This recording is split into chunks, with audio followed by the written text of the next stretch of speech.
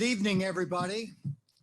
Welcome to our October 13th regular council meeting. And I just want to say how great it feels to be here in a live meeting and beautiful weather and beautiful Sierra Madre. So with that, we'll call the meeting to order. Madam City Clerk, would you call the roll, please? Mayor John Capocha, Here. Mayor Pro Tem Rachel Arizmendi, Present. Councilmember Jean Goss, Here. and Councilmember John Harabedian. Here. Mayor, you have a quorum. You may conduct city business. Thank you. Okay, for our Pledge of Allegiance and inspiration, it'll be Councilmember Jean Goss. Please stand and put your hand over your heart. Ready? Begin. I pledge allegiance to the flag of the United States of America and to the republic for which it stands, one nation, under God, indivisible, with liberty and justice for all. Please be seated. You know, I asked my wife of 36 years yesterday, what do you think I should talk about in my inspiration tomorrow night? Because I usually have a lot to say about everything. I was drawing a blank. And she said, you know, it's been a crazy year. It's been a confounded year. It's been a year from hell. But there are some signs that it's getting better. There are some signs of normalcy where we seem to be making some headway. So you should talk about that. So I started thinking about that. What could I think about that's positive, that are signs that we may be moving towards normalcy? And I put together a list.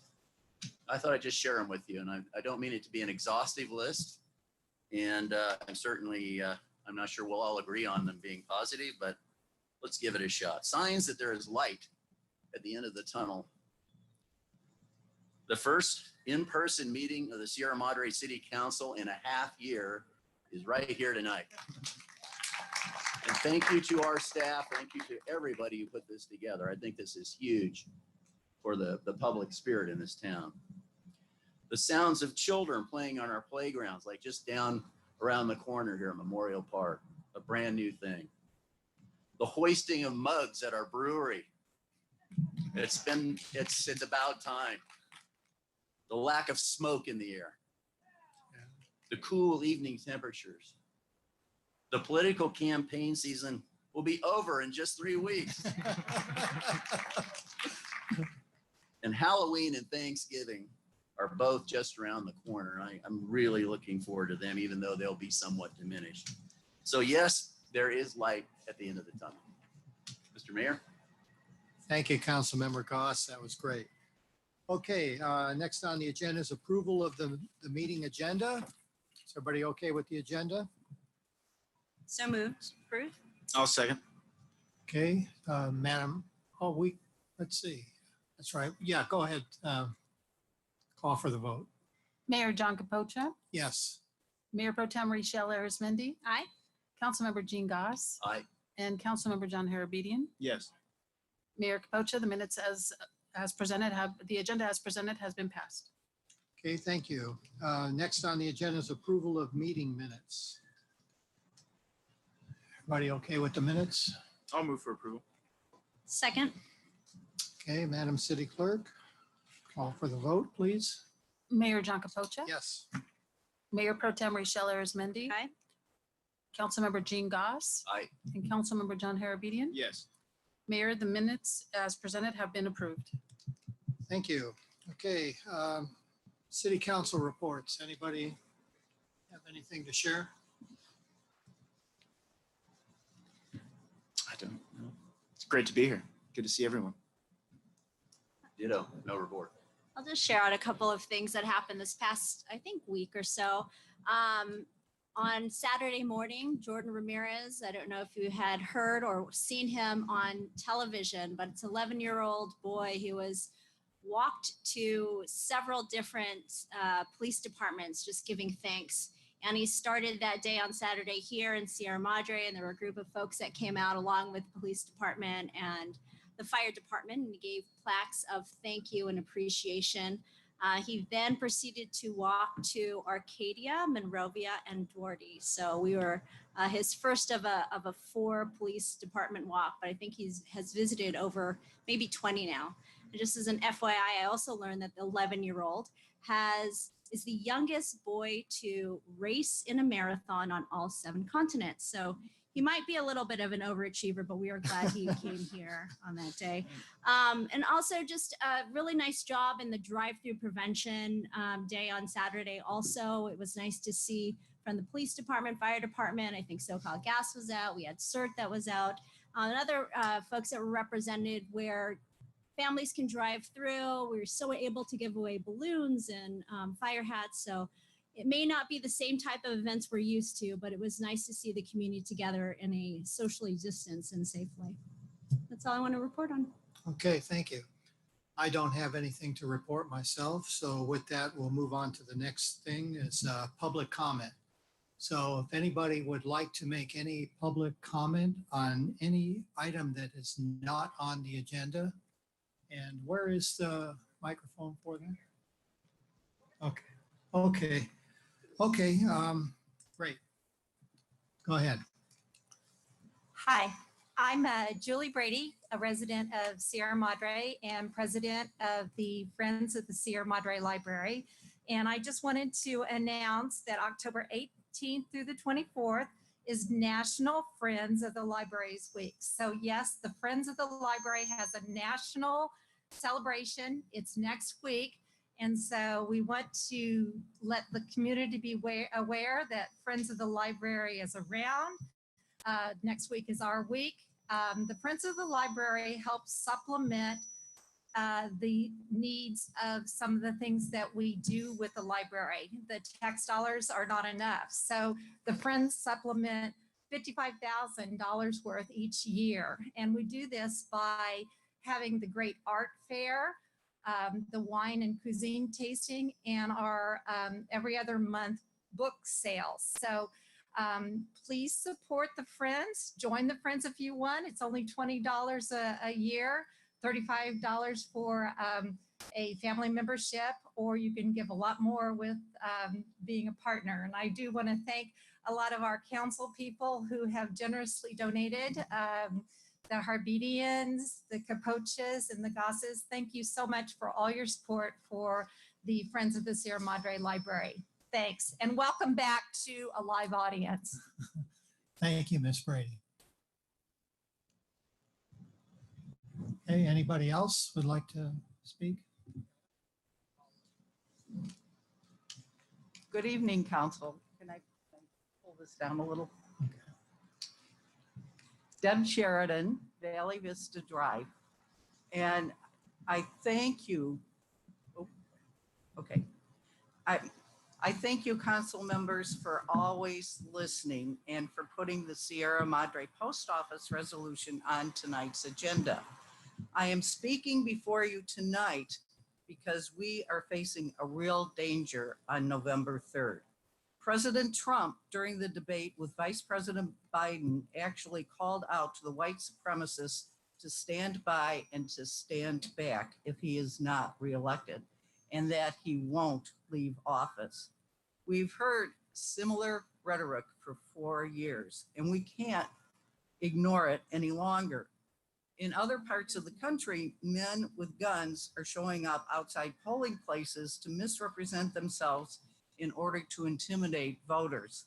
The plot to kidnap Michigan's governor and take over the state house nearly became a reality. My sister lives in a suburb of Chicago, which is very similar to that of Sierra Madre. Their weekly paper published a special edition about voter suppression and what to do about it. Now, the Republican Party has put up phony drop-in ballot boxes in LA and Orange counties. They have been ordered to cease and desist, and that is a felony, by the way. I learned how to hide under my desk as a child because of the Russian threat, and I lived through Vietnam. Tonight, I am truly scared. I'm urging you with our Sierra Madre Police Department to have a plan in place for our in-person voting from October 31st to November 3rd. We sometimes think that we live in a bubble here in Sierra Madre, but we don't. And I thank you so much for protecting our freedom and our right to vote. Thank you. Thank you, Ms. Sheridan.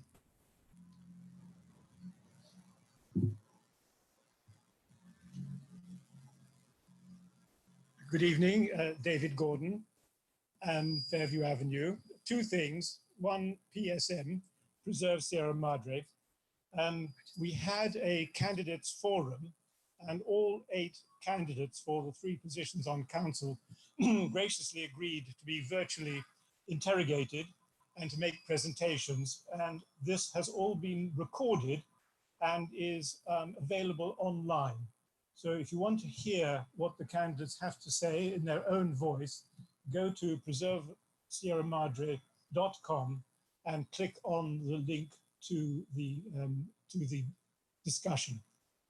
Now, SMP, Sierra Madre Playhouse, you'll notice that the marquee has temporarily gone dark. That's because it has been completely renovated. And we're going to keep it dark until we have a grand opening on Friday week, mostly virtual. And I'd like to thank the council because they contributed in no small part through 2 grants to making the restoration of the marquee possible. So thank you very much indeed. Also, we are doing online productions every month. So go to the Sierra Madre Playhouse website and check in and see what's going on and watch some of these productions, which are not stage readings. They're more like movies. They're excellent. Thank you very much. Thank you, Mr. Gordon.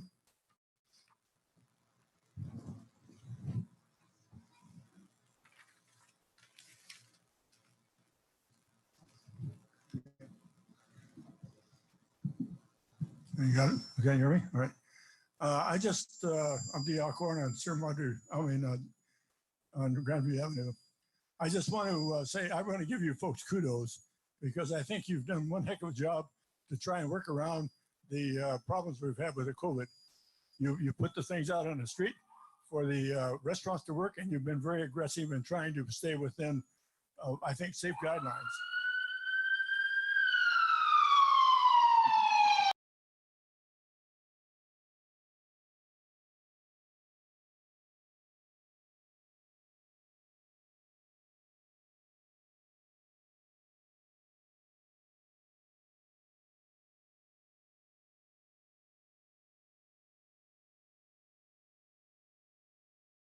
Run them that time, didn't they? No, anyway, Sorry, your time's up now. I just want to iterate that I appreciate the aggressive stance you folks have taken to try and alleviate to the best of your ability for us to have the city to accommodate, where we are in this bad situation. Anyway, I want to thank you very much. I do appreciate and the thoughtfulness and the thoughtfulness that you folks have presented and being really true leaders and trying to help us out. Thank you very much. Thank you, Mr. Alcorn.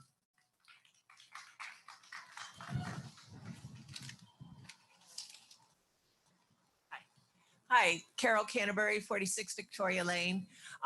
Few things. One, I'm part of the chamber, and we are trying really hard to do something for the holidays. It's going to be different. We just don't know how or what, because obviously the situation is fluid, and every time you think you plan something, you get knocked out at the knees. So we're trying to do something that will be proper and respectful, and so we're working on that. And then 2, I was wondering on the trails. I know the fire didn't really come past Manzanita Ridge on Mount Wilson Trail.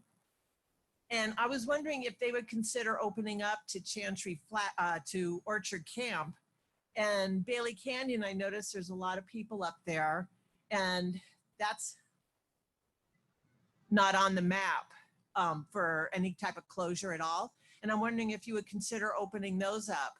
I have several friends that want to help and do help with trail maintenance. I know Bob Spears is incredible up there, but we're willing to go up and help and do whatever we can. So I'm hoping you consider that. Thank you. Thank you, Ms. Canterbury.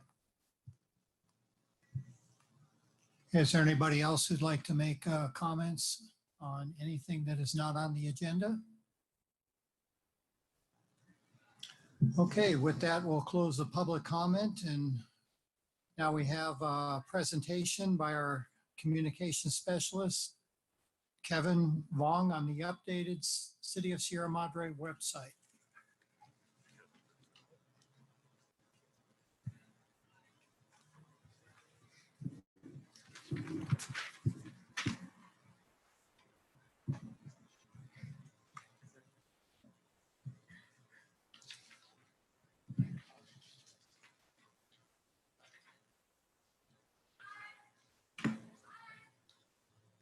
Good evening, Mayor and City Council. So just a little bit of background information in my presentation today. The city qualified for a free redesign or refresh of our current website with our current website provider. So this is going to be just a little bit on some of the changes we made and the reasons why we decided on that.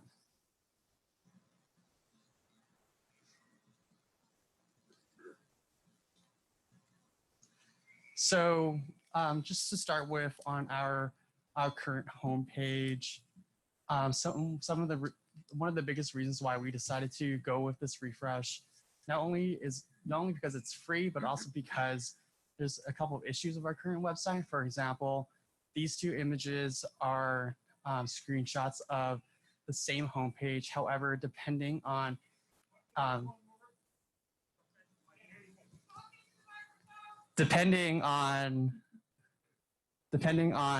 a user's view settings, it can display different ways. For example, on this one, the left sidebar for the quick links is here on this display. And then on this display setting, it's on the bottom. And it's provided a little bit of challenges when some people in the public would call City Hall, ask some questions about where things are in the website. We'd have a little bit of trouble answering them just because they might see something different than what we're seeing. And the current website is not too easy to navigate and not too easy on the eyes when looking at it.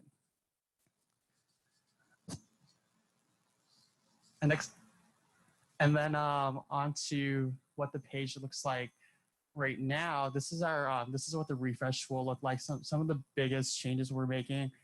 At the top, you see a carousel with about 6 pictures that people can scroll through. And then the most important part, the carousel on the bottom right here, which provides a couple of links that we thought users would go onto the city website for most of the time. In the middle, you could see that would lead you to anything related to water billing. To the left would be anything related to city council and agendas. To the right, permits, and then parking permits as well. And since it is a carousel, there are a couple other options. Hitting that button to the right would take you to a link to job opportunities and another link for ways to contact City Hall. Next slide, please. And then the bottom page of our homepage, so kind of just a updated look for what our city news and announcements part of the homepage will look like.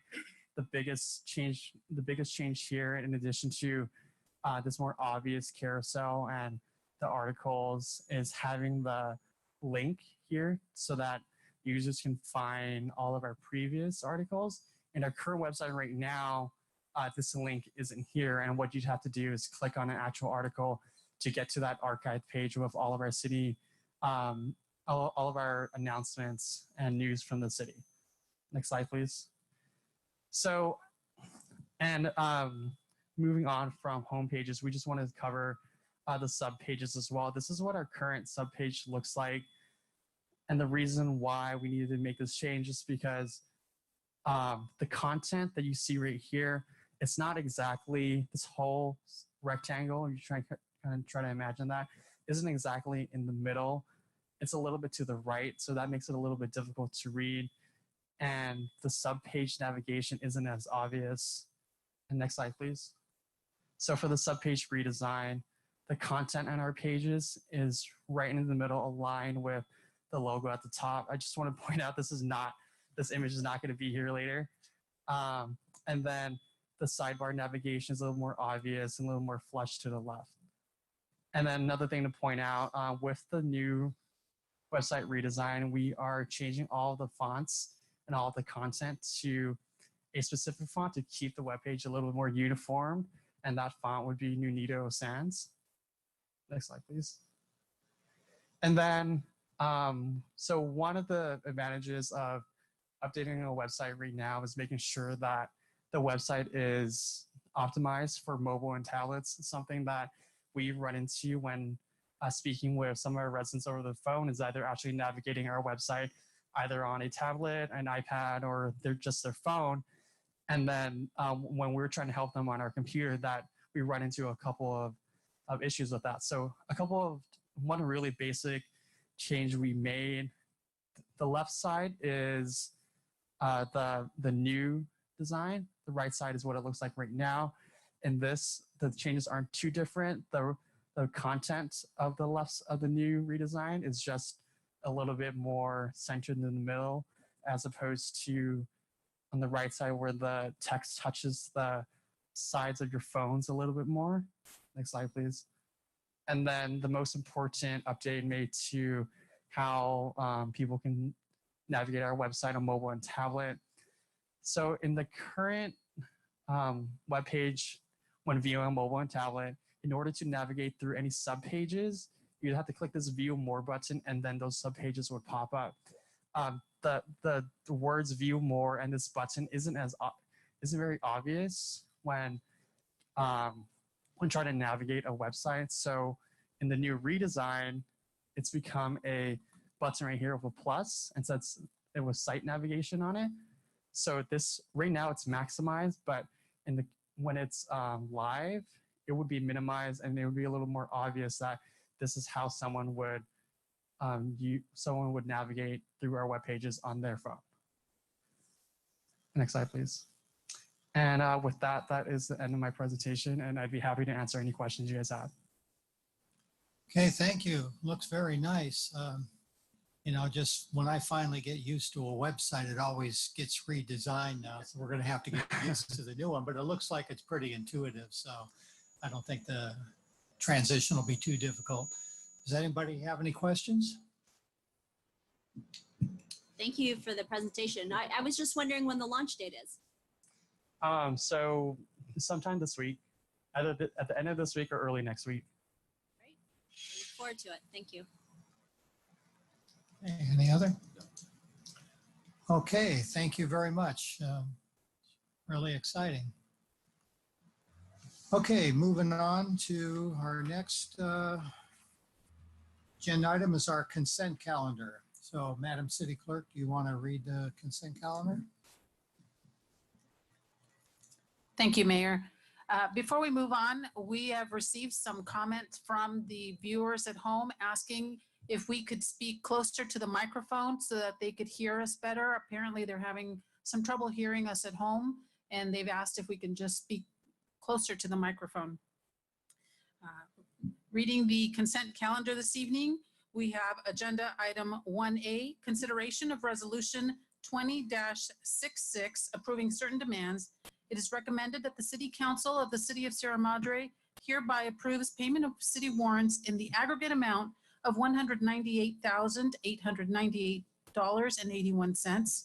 Sierra Madre Library warrants in the aggregate amount of $6,243.07, and payroll transfer in the aggregate amount of $449,192.47. Item 1B is consideration of adoption of resolution 20-64 in support of the United States Postal Service and advocacy for the local post office to remain open. It is recommended that the City Council adopt resolution 20-64 as proposed by Council Member John Harabedian. Item 1C is authorization to spend up to $25,000 in general funds for the third round of the COVID-19 Small Business Grant Program and Sierra Madre Cares Initiative expenses. It is recommended that the City Council authorize expenditures not to exceed $25,000 in general funds for the third round of COVID-19 Small Business Grant Program and Sierra Madre Cares Initiative. Item 1D is the authorization to accept receipt of a Cal OES Type 6 engine. It is recommended that the City Council accept the receipt of a new Cal OES Type 6 engine and approve an amount not to exceed $20,000 in the current year budget, bringing the Cal OES 6 engine and other Sierra Madre Fire Department apparatus to current Sierra Madre Department operating standards. And lastly, item 1E is consideration of appointment of John Capocha to the San Gabriel Valley Mosquito and Vector Control District Board of Trustees.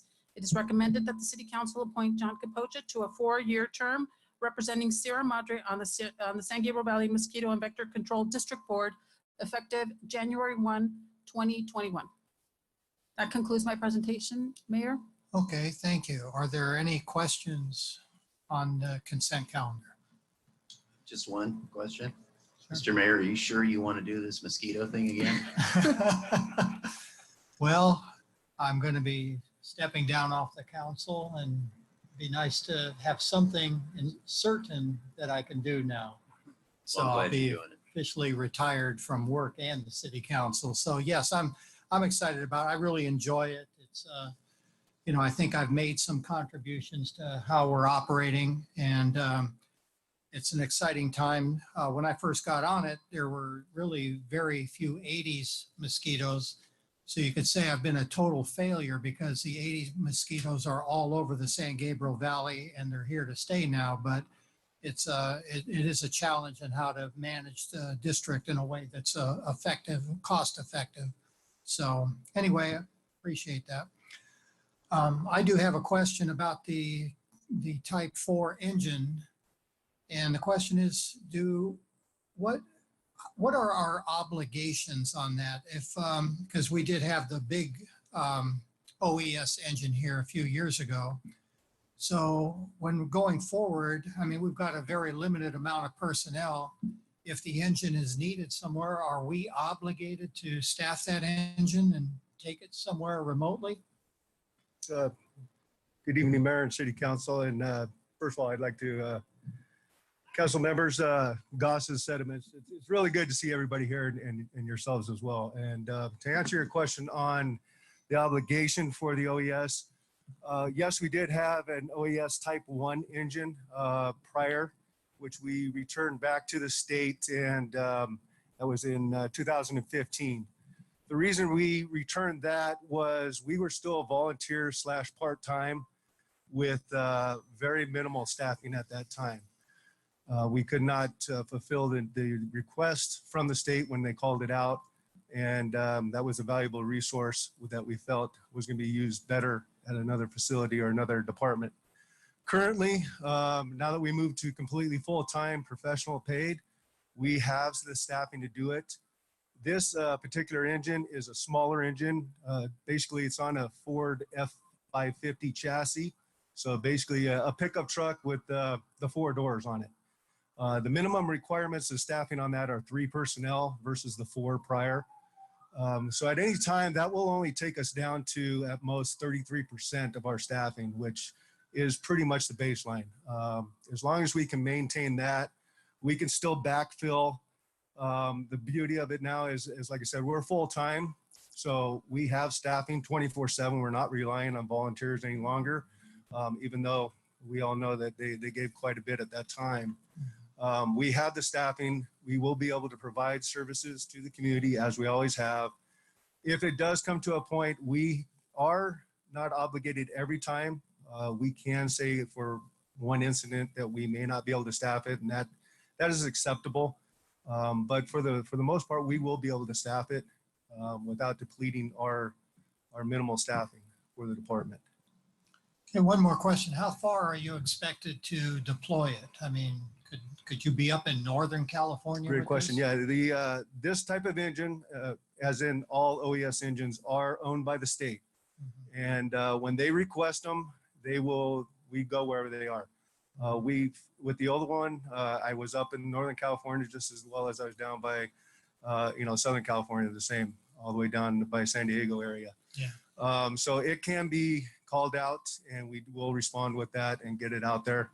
The great thing for that, for those that don't know, is this: when it's not called by the state, it is ours to use as we see fit for our community. And with the fires that we just had, for those that live in the canyon, they noticed that we had these same type engines in there from LA County. They're small, they're maneuverable, and they can go into our canyon area very easily. They can turn around a lot easier than our engine that you just seen go by earlier. It'll be a great asset to our department and to our fleet. So like I said, when it's not being used for the state, when it's called out on a fire, we get to use it as part of our rolling stock and part of our equipment that we have. Not to mention, it does come fully equipped with hose, even cutters and spreaders and ladders. It has everything that will be of value to us. Yeah. The only thing we will have to outfit it with is additional radio equipment to make it standardized to our area and to the department. Would we use it in lieu of our big engine, like for what just went by where the ambulance goes and we go to provide support? We will not. I know that was a thing that was spoke of not too long ago. Type 6 engine is not the same as a Type 1 engine. Its capabilities are not the same. We will use the Type 1 engine, which basically carries more water. It can pump water at greater speeds and volumes than the Type 6. The Type 6 is mostly a quick attack. It's more for wildland and brush and interface. Yeah, but how about just when we're responding to a medical call? A medical call, our typical protocol is going to be that Type 1 engine and the rescue ambulance, just as you've seen. We in the area for Area C, the Verdugo cities, we have a standard, and that's pretty much the standard that we are going to obtain or continue to follow, just the same as any of our neighboring agencies as well. Yeah. But it can go out in addition to. So for instance, if we have something going off, just like we did a small brush fire or something in the urban interface, we can add that to the call and have as many resources as we can put out there. And that would, in that case, it would be of great value for us. Yeah. Okay. All right. Thank you, Chief. Thank you. Any other questions for the Chief? Okay, that's all the questions I have. Any other questions on the consent calendar? Okay, with that, I'll open it up for public comment. Is there any comment on any item on the consent calendar?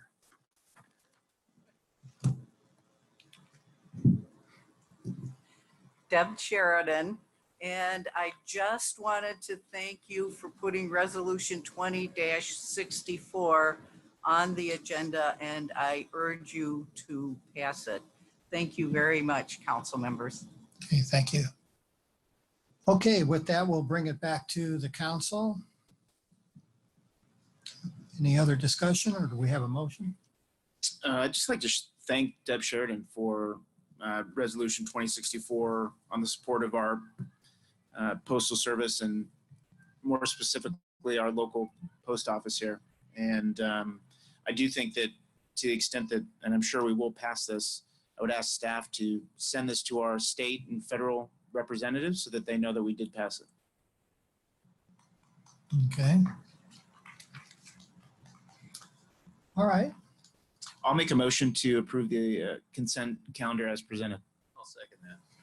Okay, Madam City Clerk, if you can call for the vote. Mayor John Capocha, Yes. Mayor Pro Tem Ray Scheller Ismendi. Aye. Councilmember Jean Goss Aye. and Councilmember John Harabedian. Yes. Mayor, the motion to approve all consent items has been approved unanimously. Okay, great. Thank you. Okay. All right, next up on the agenda is our public hearings. We have public hearing number 1, which is our housing element sites inventory.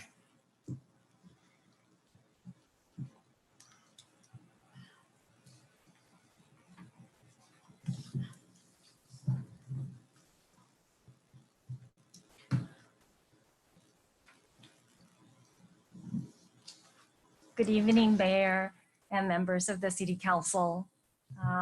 This presentation will be the housing element update as required by the state law.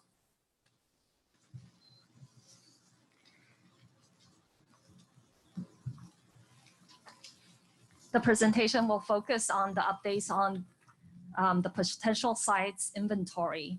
At the last meeting, we have learned that our region, Southern California Association of the Government, has been assigned 1.34 million housing units allocated throughout the counties and cities in the region. And City of Sierra Madre is assigned to 204 units. Want to note that 75% of the housing allocation is in the income level from very low to moderate housing.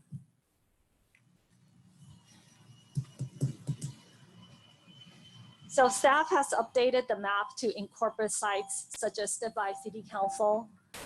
There is 2 sites that has been removed from the map.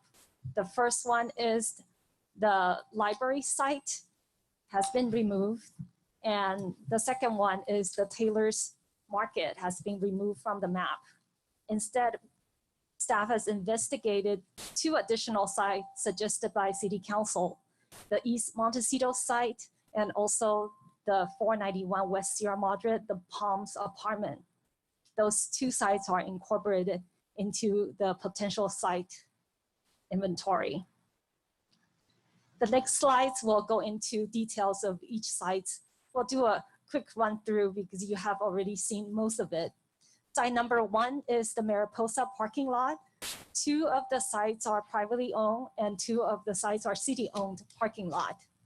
And with the development, it will provide us with 25 units with 20 unit per acre development and 38 units for 30 unit dwelling unit per acre.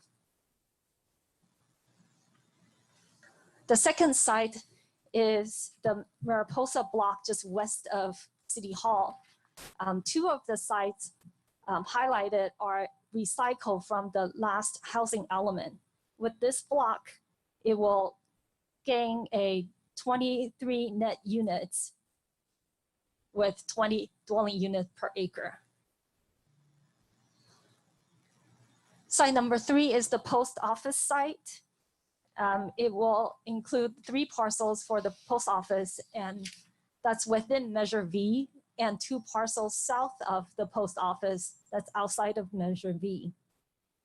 And currently, the post office is leased from a private property owner. Site number 4 is the Suffolk block.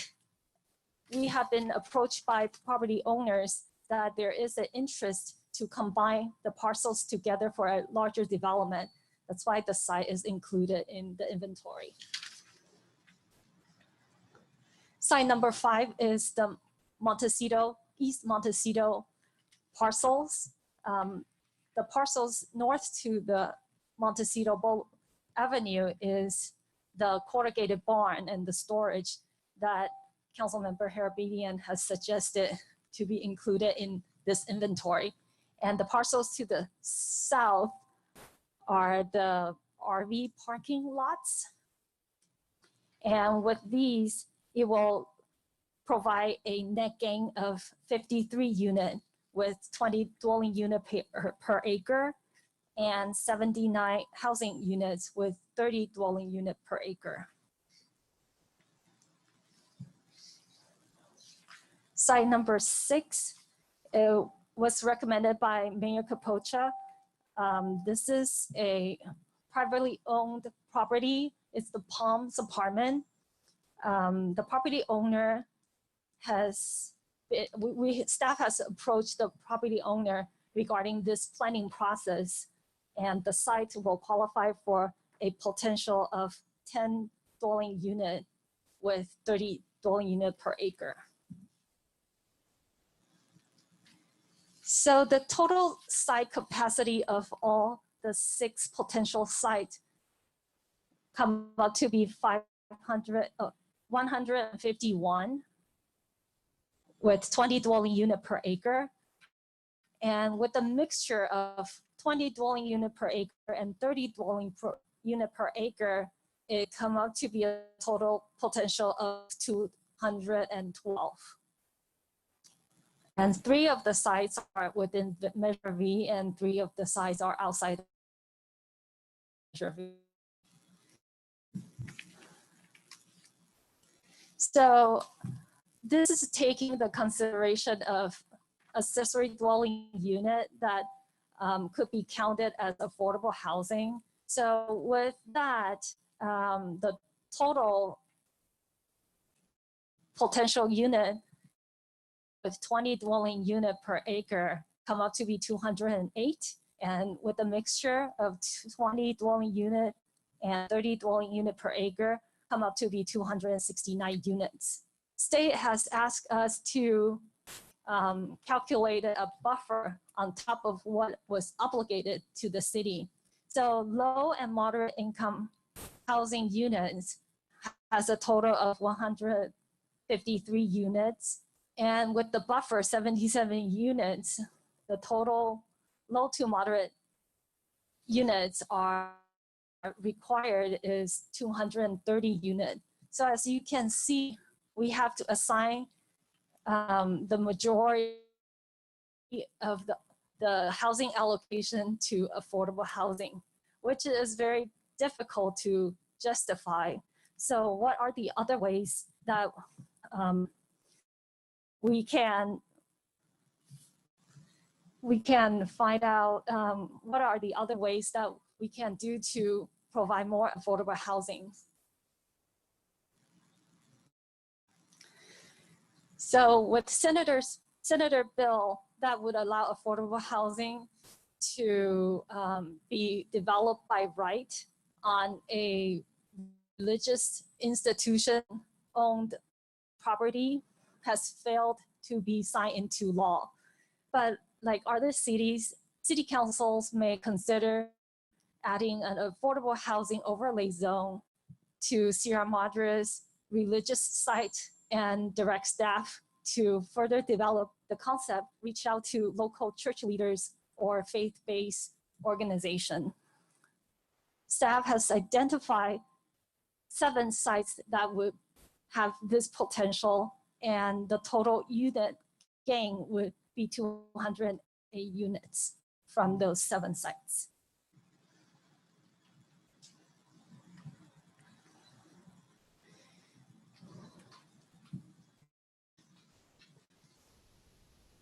So what are other things that the state has asked city to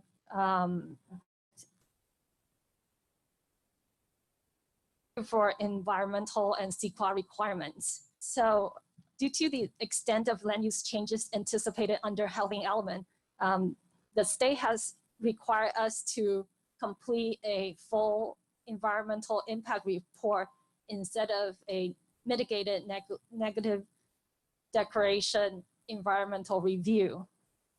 Along with housing element, the state is asking us to update other elements of the general plan. Those are the safety element needs to be updated with the recently adopted local hazard mitigation plan. Also, we need to include a environmental justice element to it that addresses disadvantaged communities. Circulation elements needed to be updated with the recently adopted vehicle mile travel thresholds. And also land use elements needs to be established with the new land use categories or the potential affordable housing overlay zone.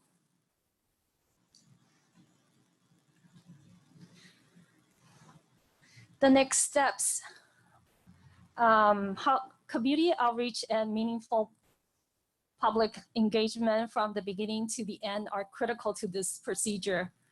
The RHNA does not necessarily encourage or promote growth rather than allow the community to anticipate the growth. So public feedback helps to address community needs. And likewise, the public will gain a better understanding of the trade-off and constraints associated with it. So once we receive the public's feedback, we will report back to the city council. And ultimately, the housing element is due on October 2021.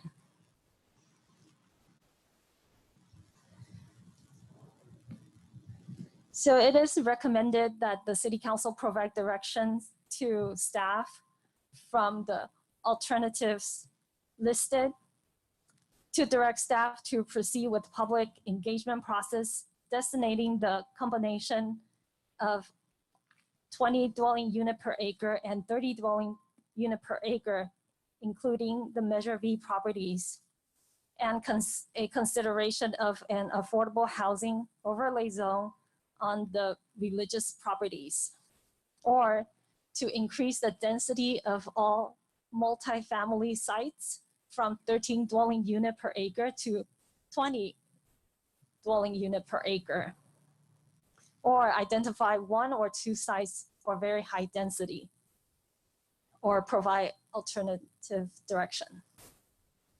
That concludes my presentation. Thank you. Okay, thank you. I'm sure we have a lot of questions, Ms. Lynn. Who would like to start? I can go. Thank you, Mr. Mayor. Thank you, Ms. Lynn. 2 quick questions. Which cities have implemented or started the process of implementing the religious site development by right overlays? We have recently obtained a staff report from Pasadena that they're in the process of doing that. They have modeled after city of Elk Grove and also San Diego. Okay. And do you know, for when we include, second question, if we include properties within Measure V, in particular the post office site, have we actually discussed that with the property owner who is currently leasing the building to the federal government for the post office? Do they know that we're doing that, or considering it at least? No, not yet. We haven't gone to the public outreach and community engagement yet. That would be the next step. So once we receive direction from council, then we can reach out to the property owners. Okay. Thanks. Okay, other questions? I have a quick question. Thank you, Associate Planner Lynn, for the presentation. Can you remind me again for sites 2 and 4, is the reason we don't add or include the projections or for 30 dwelling units per acre? Is that because it's within Measure V? I believe site number 2 is outside of Measure V. That's the Mariposa block west of City Hall. So I just noticed in the calculations that all of them have the potential for 20 dwelling units per acre and 30, except for sites 2 and 4. I was just wondering what the reason was for that. It's because of the urban context that it's next to residential. So we didn't go to that extra density, but we certainly can do that. That's just helpful to understand why. Okay, thank you. Okay, Councilman. I have a couple of questions for Area 5 on Montecito, and I do want to thank Councilmember Harabedian for that suggestion. I think it was a really good one. Why did we limit it to just those parcels and not extend it, further, both east and west, and on both sides of the street? So those parcels are selected. We actually evaluate the entire block in the manufacturing zone, and those parcels are selected because they have either common ownership, and because the lot to the south are vacant without any development on it. So we believe that it's a more suitable site than taking the storage, the self-storage next door or the newer development. It will not be a feasible development.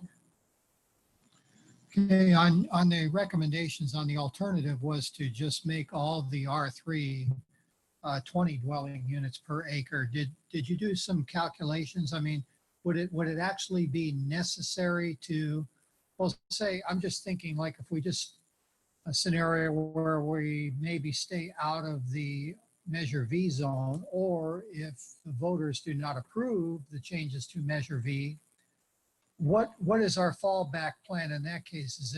Is it alternative 2 where we just change all the zoning for R3 to 20 units per acre? And would we, if that is the case, would we have to change everything? Have you done calculations to get us to a number if we were to choose that option? So we have asked our housing consultant regarding that question, and Yeah, speak closer to the mic. They're having trouble hearing you. so we have consult our housing element regarding changing all the multifamily R3 zone and upzone it. But she mentioned that it will not be enough, or it's not convincing to the state that that will fulfill all the RHNA needs, because it needs to have a variety of site to have that potential. And our fallback plan was the religious site, which could yield 208 units for affordable housing. Okay, so in other words, for the first recommendation includes the Measure V as well as pursuing the religious sites as well. If we were to take those religious sites out, that's not going to be enough, because it seemed like your numbers, you showed the numbers that didn't include the religious sites, and that seemed adequate to get us to the 204 with some reserve. So if we took the religious sites out, does our consultant feel that would fly? Would that get us to a housing element that's approved? Yes, with the mixture of 20 dwelling unit per acre and the 30 dwelling per acre, we are at 269 units. Then that will certainly qualifies the buffer. Yeah. And that's not including the religious properties. That's not including the religion. Okay, so anyway, back to my point, I'm still not clear. If the Measure V was to fail, well, you just tell me, what's the backup plan? What exactly would we need to do to be compliant? So the backup plan suggested by our housing consultant is to have that affordable housing overlay zone on the religious property. That would give us 200 units for affordable housing. Okay. So for now, we would have an option to leave off the religious properties from recommendation number 1. We could do that. Or we could have another one to say we could avoid the Measure V vote and just do the religious properties as well as the other properties on there. And that is a path to compliance as well. Is that right? Yes, that's correct. And also we need to go to the community. Maybe there's other sites that might come up, or brainstorm with the community. Okay. We might have additional sites Okay. that would qualify. Yeah, I think I'm starting to understand a little better, but bear with me. So what we're being asked to do now is say recommendation number 1, direct staff to go ahead, I see, with the public engagement process. So after you do all this, then it's going to come back to council. Then council can decide. The recommendation may be different after you engage the public based on what ideas are out there with the public. That's correct. Okay. Okay, so yeah, so I guess I'm just making a statement. It just sounds like it's not as intense as I thought it was going to be for tonight. So we're just going to make a recommendation to proceed ahead with the public engagement process, and through that, then we'll get a little bit more feedback. Okay. 'Cause I mean, my impression is I put something on Facebook and I'm just not getting a lot of feedback from the community. Maybe it's just a difficult concept to understand here. But I think this is, to me, just fundamentally a very serious thing for Sierra Madre. And I just want to be sure that the citizens are not taking this lightly, because you're going to find you could possibly have some high density stuff popping up all over the city if we're not careful how we manage this. So, okay, I'll leave that for later, but those are my questions. Thank you. Mayor, may I ask a follow-up question to Sure. your line of questioning? So with respect to the overlay of the affordable housing zone, what's the process in order to move that piece forward? I mean, it almost sounds like we want to seriously consider that, especially if the Measure V piece doesn't pass, and that is part of our backup. So it will require a land use map update and general plan update. Okay. Okay, thank you. Okay, any other questions? Okay, let's open it up for public comment. Does anybody wish to comment on this?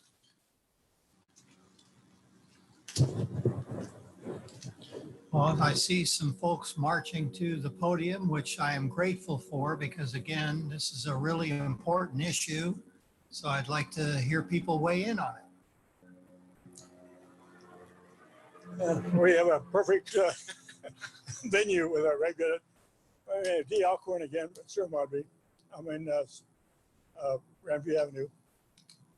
Again, I want to kudos to you folks, because this is really a difficult situation. I've personally been involved in this for the last 12. Speak closer to the mic. Oh, all right. I accuse everybody else. I don't do it myself. Okay. All right. Is that better? Okay. Yes. You really got to get closer, don't you? Anyway, I think that it's a really difficult situation. And as I personally been involved in this since 12 years. I was going down to LA with Mayor McGilvery on this subject. And one of the things that concerns me about this is that it's the state has two conflicting things going on here. I won't go into one of them, or the other part, but one of them is demanding low-cost housing, which is a notable thing. However, I think it's a bully that is pulling us, that's going on. The cities are they got the big guy in Sacramento saying, by golly, you're going to do this, and or it's going to cost you, billions of dollars, and so you're going to have to fold. And we do inevitably. Recently, there was a situation, I guess, in Manhattan Beach, where they put a lawsuit against Manhattan. I'm not quite sure the details, but again, it's the bully coming in. And I think that one of the things that should be done, I mean, as I say, that's we all like think about. You can hard to argue about having low-cost housing, but this is a bulldozer. This is a sledgehammer, and the whole process is a big bully. And I think that one of the things I suggest is that you all, again, you guys do it, but anyway, that there be a consortium of cities pushing back. I know there's some pushback, but it's been unsuccessful. And I think that the process going on now is really bothersome, because it's the heck with you. We're going to do what we want to do. And as I say, there's conflicting messages from the state on several issues. The right hand doesn't know what the left hand is doing in this case. I won't go into that why it is if we get into political issues. However, I think that I would suggest that the city try a band with others and form a consortium where you come up with a reasonable thing. Well, I think what's going on now has a lot of reasonable aspects to it. And I think that there are certain reasonable aspects can be done. But I think that the cities had to form a consortium and fight against the bully, because I think you're being bullied, and I object to that. And I just suggest that you, as I say, form sort of a consortium of your cities to try and come up with some reasonable aspect other than what we have now. Thank you. Okay, thank you.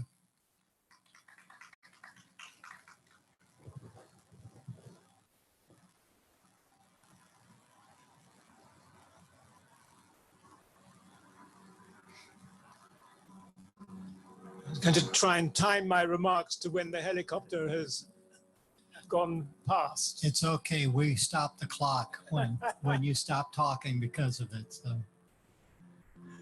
So David Gordon. And I understand the views of people like, like Dee, who find it objectionable for Sacramento to tell Sierra Madre what it should be doing about its housing. But the fact of the matter is, there is a housing crisis in California. For year after year, California has not been building enough houses, as a result of which the price of houses have been going up, making it more and more difficult to provide affordable housing. So something needs to be done. And while we may object and understand why we object, this is the fact of the matter. Now, given that Sacramento has taken this line, it seems to me that there's some argument for welcoming alternative one. Sierra Madre downtown could do with some more density. There are many plots of land here which are not being effectively used. Unfortunately, America never went in for the land tax that would have made much more efficient use of land all over the place. Anyway, here it comes again.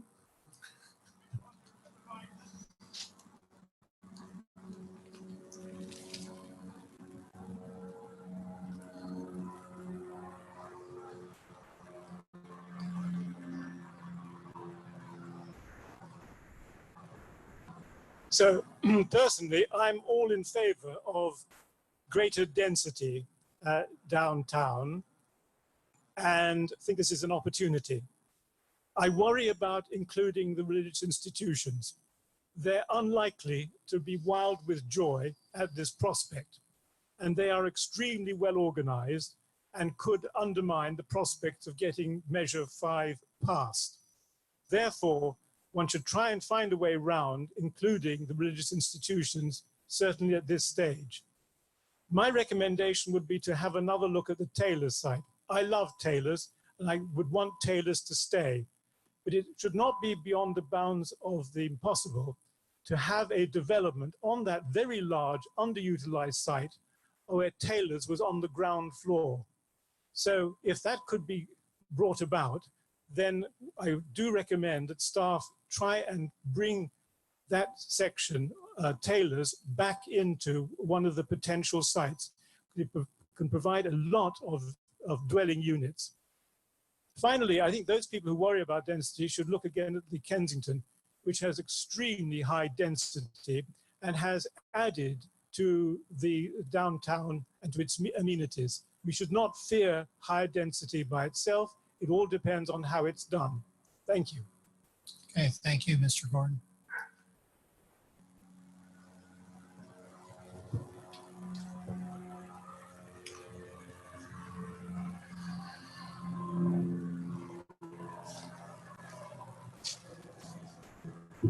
Hi, I'm Pat Alcorn. I live on Grandview. I disagree with Mr. Gordon in the fact that I really am glad that you took the Taylor's property out of the plan, because that is somewhat of a landmark piece of property. Look at any picture of Sierra Madre from the time it was actually built up, and you see that piece of property there with either the market, and I know the market's been redone, so it doesn't look like it did in the 1800s, but it still is a landmark as far as the Sierra Madreans are concerned. But I also just wanted to say that I appreciate the city staff in trying to find some reasonable solution to this very awful problem. And I hope, and I think that if you are going to talk about to the citizens, I hope that maybe even a town hall or something like that, because you're right, I think the citizens are not really fully aware of what's going on. And even if it's on Facebook, they don't quite understand the problems that the city is facing in trying to conform to the Sacramento. And I have another question. What happens if the Measure B, if you include those properties, if Measure B fails, if we say no, you can't build in the Measure V. So that is something that you're going to have to, I think, if the state is just going to say, well, tough on it. If you can't build, if we say no on Measure B, then we'll just take it over anyway. Thank you. Okay, anybody else? Okay, see someone coming.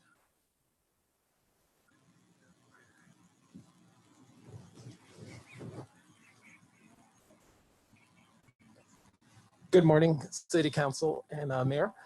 Just a couple questions on this. On proposed site 1, the parking lot, the Mariposa parking lot, would that, developing on that site, would that conflict at all with the commercial zone that's going to be discussed next?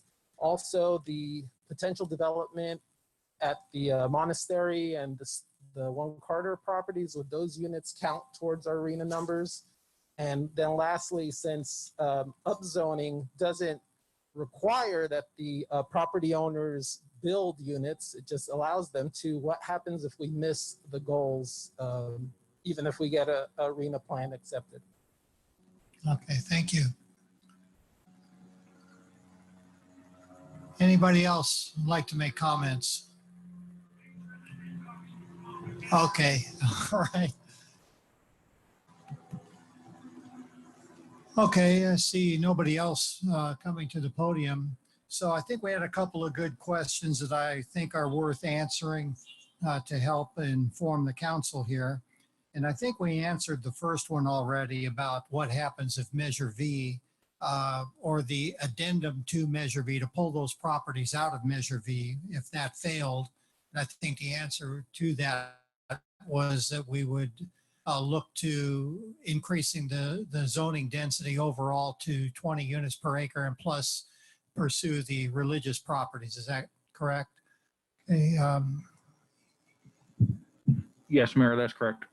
okay, so those are some other good questions about Mariposa parking. Is that in conflict with the commercial zone? Mayor, that proposal would not be in conflict with the commercial code as recommended. Yeah, I mean, the commercial code right now allows residential uses. Okay, the question about Madre de la Rosa. And the question there was, could we put low mod Do they housing? count? Do they count? Does it towards count? Okay. So yes, Mayor, the housing requirements are spread over 4 different categories. One of them is moderate. Yeah, Sorry, one of them is moderate, above moderate, and any CETT development, any potential monastery development that is in that range will be included. And I believe both developments would, if they went through as they've been discussed, would hit our allocation given to us by the state. Okay. Was there one other question I failed to write down here? So the last question, Mayor, was what happens if we miss our goals? Oh, So you'll notice in the presentation that Ms. Lynn gave, we have some sites that even while we're increasing density, we're not getting the full amount of that increased density. That's because they were included in the current housing element and no development took place. So what happens is in your next housing development, you still have to do what you said you would do the first time, and the second one gets added on to that. So over time, if we continue to do this, what will happen with the state, if no progress is made, is we will end up with increased density on the sites that haven't developed until there is enough incentive for developers to develop the property based on the density to turn it over. Yeah. I can add something to that, Mayor. If we failed, so every single year we have to provide a progress report to HCD, the Department of Housing and Community Development, regarding how many units we've built pursuant to our housing element. Now, when we don't meet those goals, HCD places, HCD puts us in a category. The category depends on how many units we failed to build. If we fail to build, some projects become buildable basically by right. So developers that come in that want to build affordable housing, or if they want to build certain kind of housing, They can build those by right if we're not building up to what we need to be building for our housing element. And when you say by right, does that mean where could they build by right? Well, they can build by right anywhere where it was supposed to be zoned for that density. So they can build up to the density, and they're not going to be subject to the discretionary permits that they would ordinarily be subject to. I see. So they just submit their building plans as long as it's compliant, they just go, right? Right. Okay. You know, I think we failed to identify also the penalty if we do not have an approved housing element. In other words, if we submit something to the state and the state deems it insufficient or non-compliant, what is the risk to that? So there are a number of risks to that. The first being that we're going to be denied certain funds from the state. So if you remember, we received SB2 funds. We used those funds for this housing element update, for one thing. So we'll be denied those funds if we don't have a compliant housing element. That's one. Number two, state law was recently changed. So HCD now has enforcement authority. So if they find that our housing element is not compliant and we refuse to comply, then they turn that over to the Attorney General's office, and the Attorney General can file a suit against the city of Sierra Madre to compel us to adopt a housing element. Okay. Okay. All right. What thoughts does the council have on direction here?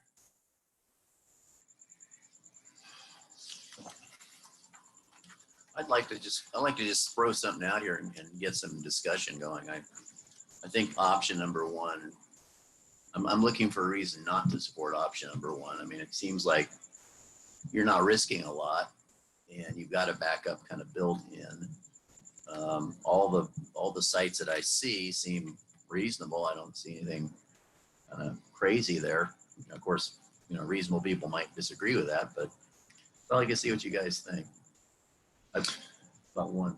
Yeah, I like option number one, and I'd just like to say good job to the staff for really incorporating our comments and coming back with, I think, a really workable plan that, it's really the least dirty shirt in a bag full of dirty laundry, I think is a way of looking at it. I mean, we do this every so often and it's never fun. And I think that, this is sort of painful for us to go through. And I love that Mr. Gordon and the Alcorns came up and said exactly opposite things and then sat next to each other and still were friends. And I think that's the beauty of all this. I mean, this is, I think, option number one is the best that we can do, in my view. And I don't love the religious overlay option unless we really needed to go there. And maybe in a year from now, the council, after feedback, is going to have to go there. But I think that including the properties that we did makes sense. I think that it's only going to get more strenuous after this, and the state is going to, I think, continue to use the stick rather than the carrot and continue to just force communities to do this at greater and greater numbers. So frankly, a lot of these options, like going to 30 units in all of R3, that's probably the next go around, right? I mean, I think that a lot of this is going to happen. It's just a matter of when. And I think that staff weaved, a pretty good solution here that I like with number one. I have one more question.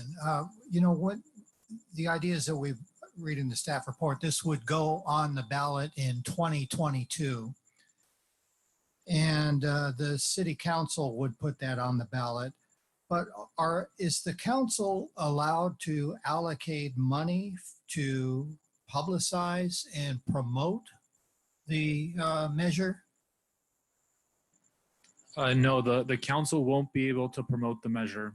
We can write an impartial summary for it, but we won't be able to spend funds in support of it. Yeah. So that's kind of a concern I have, is that, again, the workshops are certainly going to help. But in 2 years, I'm just guessing that when this thing hits the ballot, the stuff is going to hit the fan because Measure V was such a controversial, landmark decision here in Sierra Madre. And I think there's going to be a lot of people that are going to be against modifying Measure V, and there's going to be hysteria about it. And there could be citizens getting together to put together a committee to fight it. And so I'm just very concerned about that. And that's going to be an issue the next council is going to have to deal with. But that makes me wonder if we should just stay away from it. I mean, maybe there's no harm in it just to try it, because if it fails, you just have a plan B that you have to go to. And but I'm just wondering, if this is going to cost us a lot of time and effort and all for naught if it gets defeated.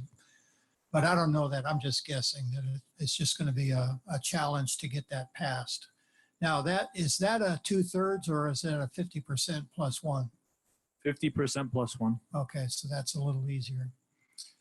Okay, well, yeah, I don't really see any good alternative here. So, staff's recommendation seems to be a good one. And since it's going to go out for town hall and some other public events, I mean, I'm sure there'll be some more feedback, and maybe the Taylor's Market will get thrown back in. Who knows?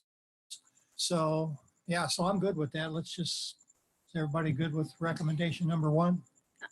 I'm fine with recommendation number 1. I actually am also supportive of exploring more on the religious institutions and the overlay. However, that can still be the contingency piece, but it definitely sounds like we have a lot of work between now and 2022 to engage the public so we don't get to the point where it hits the fan. Yeah.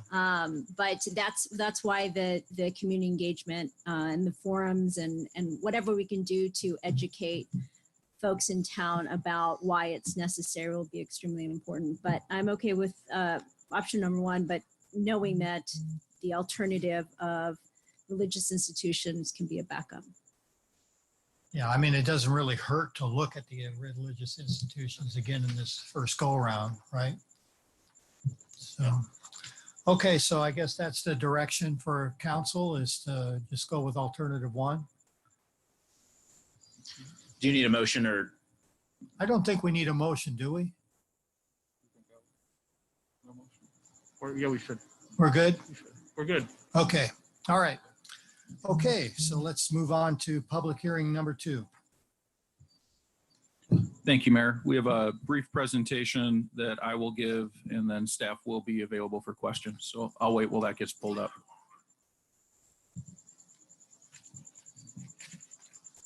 So I can't see that far. We do have a better screen coming for the next meeting.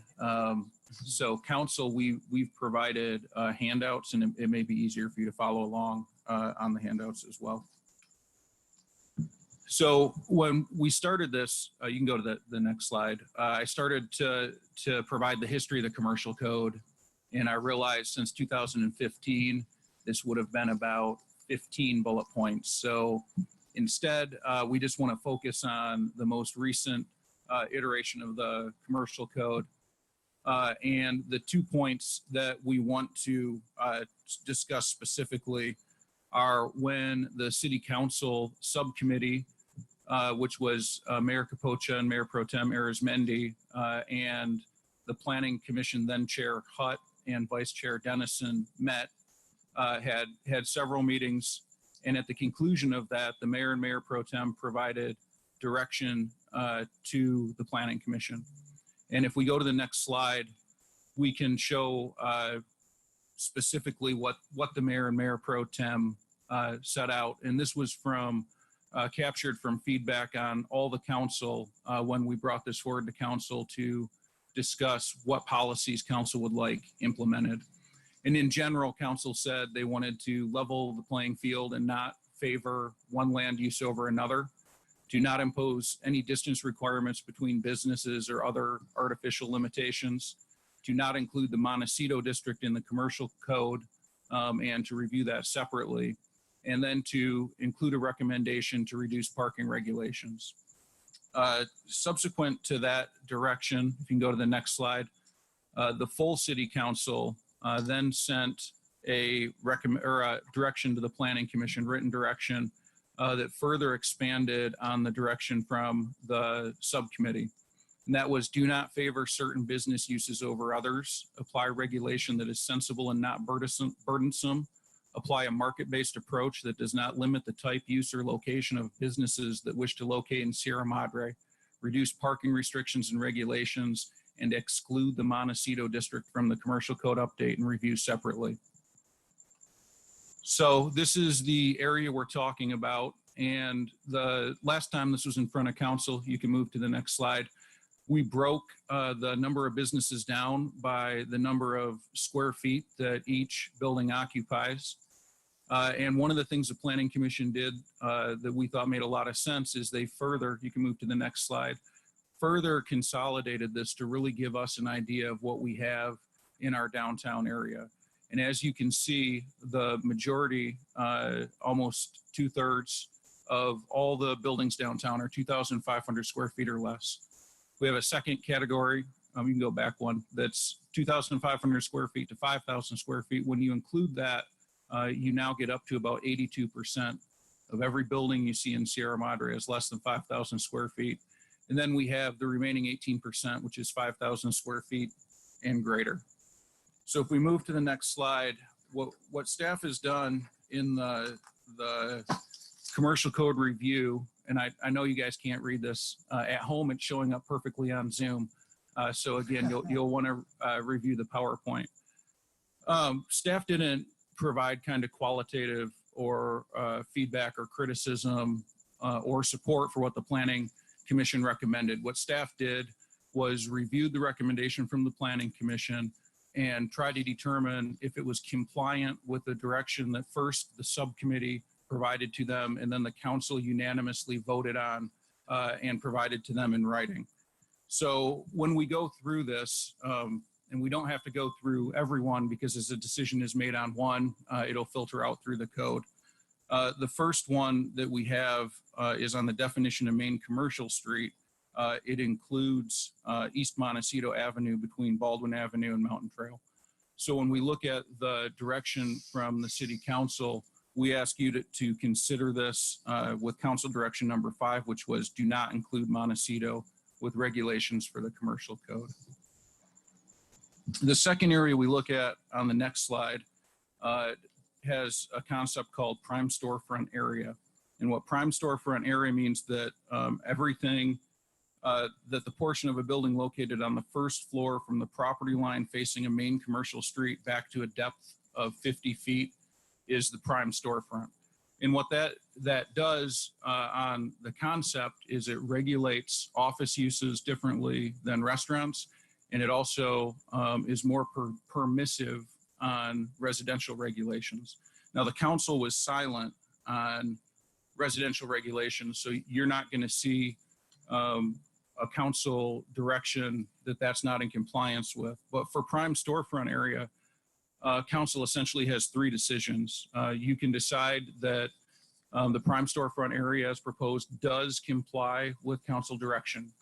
Council said to regulate similar businesses and similar uses the same way, but you may look at prime storefront area and say that even though it regulates newly established offices differently, we're okay with that. You may look at this and say that it doesn't comply with your direction and you just simply have to remove the different regulation from office space on it. Or you may decide it doesn't comply with your regulation and you want to remove both the office designation as well as the permissive residential use regulation. So we can go to the next slide.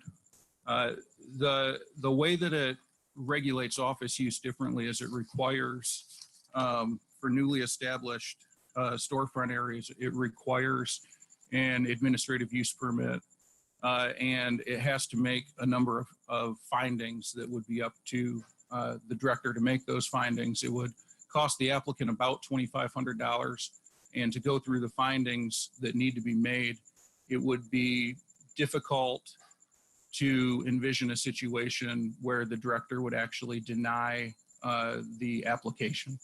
We would not make an office space, for example, prove that there's a defined and needed use for office space in Sierra Madre, we would assume that the market can make that calculation. If we move forward to the next area, we have the Planning Commission segmenting certain uses and then dividing them by intensity or concentration. So we ask council to consider that in the context of council direction number 1, not favoring certain business uses, leveling the playing field.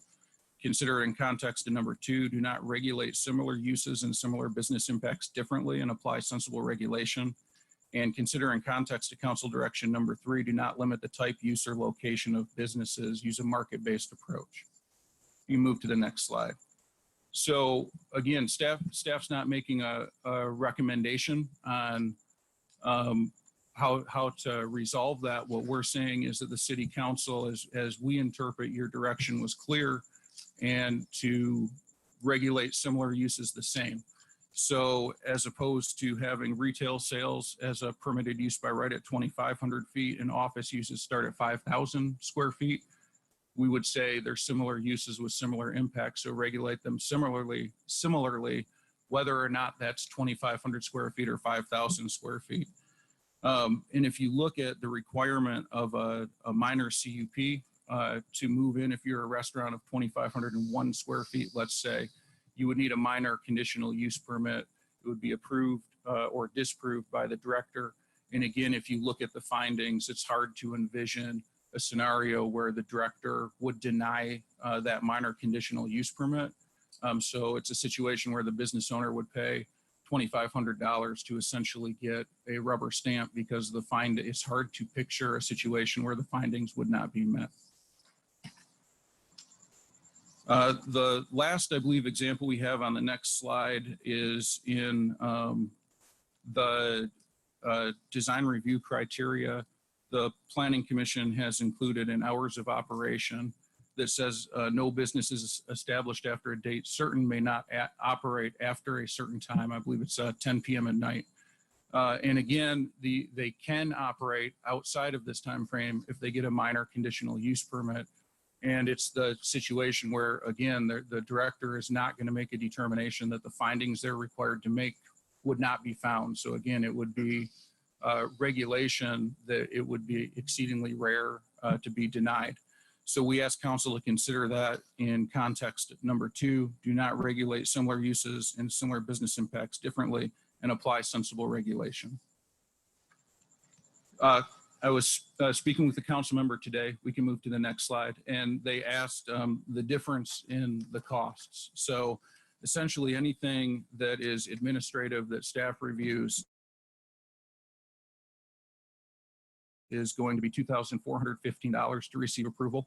Anything that goes in front of the Planning Commission is going to be $5,319. So use permit where the findings would be easy to be made.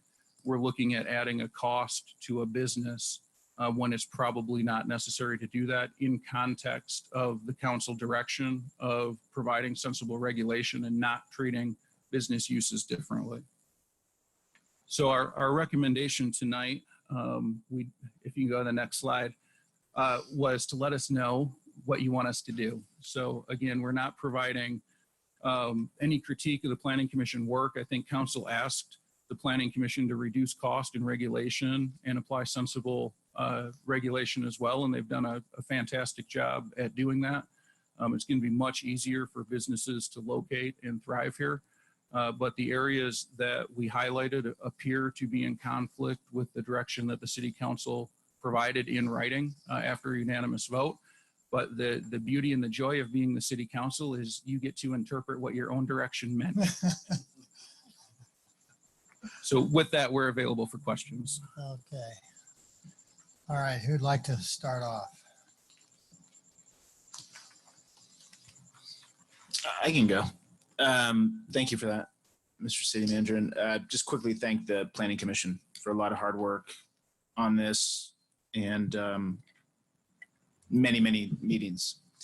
And overall, I mean, I think where we are compared to what the commercial code is currently is a huge step forward. for everyone. So I think we're in a good spot. My biggest question is really where do the square footage metrics come from for the minor CUP and the CUP requirements? Because I'm not going to hide the ball here. I think the biggest thing that we can do to help potential businesses and current businesses, but obviously future businesses to move in, is to remove the minor CUP and the CUP requirements, because I think it's expensive. It adds a lot of uncertainty. Someone who wants to open up an office or restaurant, a service business, that then has to pay over $5,000 and go through a planning commission meeting or two. I mean, they're going to go to Arcadia or Monrovia or Pasadena. I think it's really something that we should try to avoid. So is there a reason why 2,500 square feet for retail and service is in place and 5,000 for office and financial and educational? Or is there some magic number to that square footage? So I'll let the director, Director Gonzalez, answer this question first, and then I may add on to it. So the commission, okay. Yeah. So the take off. commission has made a determination looking at A retail little services. closer, please, Director Gonzalez. You really Okay. want to hear it booming out there so that they can hear it in the back. I'll give it a try there. Better. Okay, so basically, what the commission was looking at and analyzing is the number of buildings that we have that are 2,500 square feet and less, and determining whether or not we should have a permitted by right, which many of them are, minor conditional use permit or a full conditional use permit requirement. But basically, they are not paired equally. If you look at business uses compared to retail sales and service establishments, they do have different thresholds. So, Councilmember Harabedian, to add on to that, when we look at the minor CUP at 2,500 to 5,000 square feet, for example, for retail sales, the findings that would have to be met are that the proposed request will not be detrimental to the neighborhood, that the proposed request is adequate in size, shape, and topography, that the proposed request is not detrimental to public health, that there's a demonstrated need for the use requested, and that the proposed request will be arranged, designed, constructed, operated, or maintained to be compatible with the intended character of the surrounding area.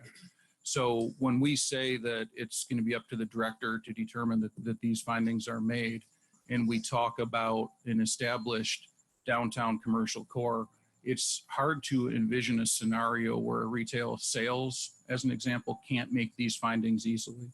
So what we're adding on in the regulation in that middle bucket of the minor CUP adds cost and time, but it probably doesn't add benefit to the regulation gained. Because to be clear, we don't currently have the minor CUP bucket or category within the commercial code. Is that something that we've added? That is being proposed. Currently, all uses in the commercial zone over 5,000 square feet will require a conditional use permit. Got it. Okay. Well, yeah, well, I won't make my comment yet, but I have some thoughts on that. And then can you just explain, I don't think I'm getting it fully. I think staff and planning commission have a different idea as to the prime storefront area and how that affects residential. I would just like to get some delineation between what staff is proposing or in alternate A and what planning commission is saying, because they seem very similar. I think there's something different. So, Councilmember Harabedian, first off, staff is not recommending the alternate A. The reason we have that in here is if council decides that the prime storefront area concept is in conflict with the direction that was provided and says, we're going to strike the prime storefront area, then that would impact how residential uses are regulated. So if council decides the prime storefront area and concept is compatible, then there is no alternate A. So right now, what the prime storefront area does is it regulates newly established offices differently, and it allows for residential uses beyond the initial 50 feet to the rear of the building. What alternate A does is regulates offices exactly the same as retail or restaurants and prohibits residential uses on the first floor. Both the Planning Commission recommendation and staff's alternate A allow for residential uses on the second floor. What you would see in alternate A is similar to what we discussed in RHNA tonight, is allowing residential uses at the rear of the property, ADUs or mixed use development. So if you were to develop the parking lots, for example, it would be a traditional mixed use style.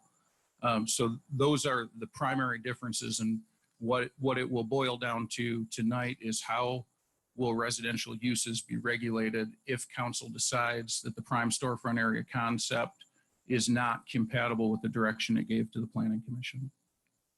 Councilmember Harriman, can I tack on to Please, your yeah, question please. for a little more clarity?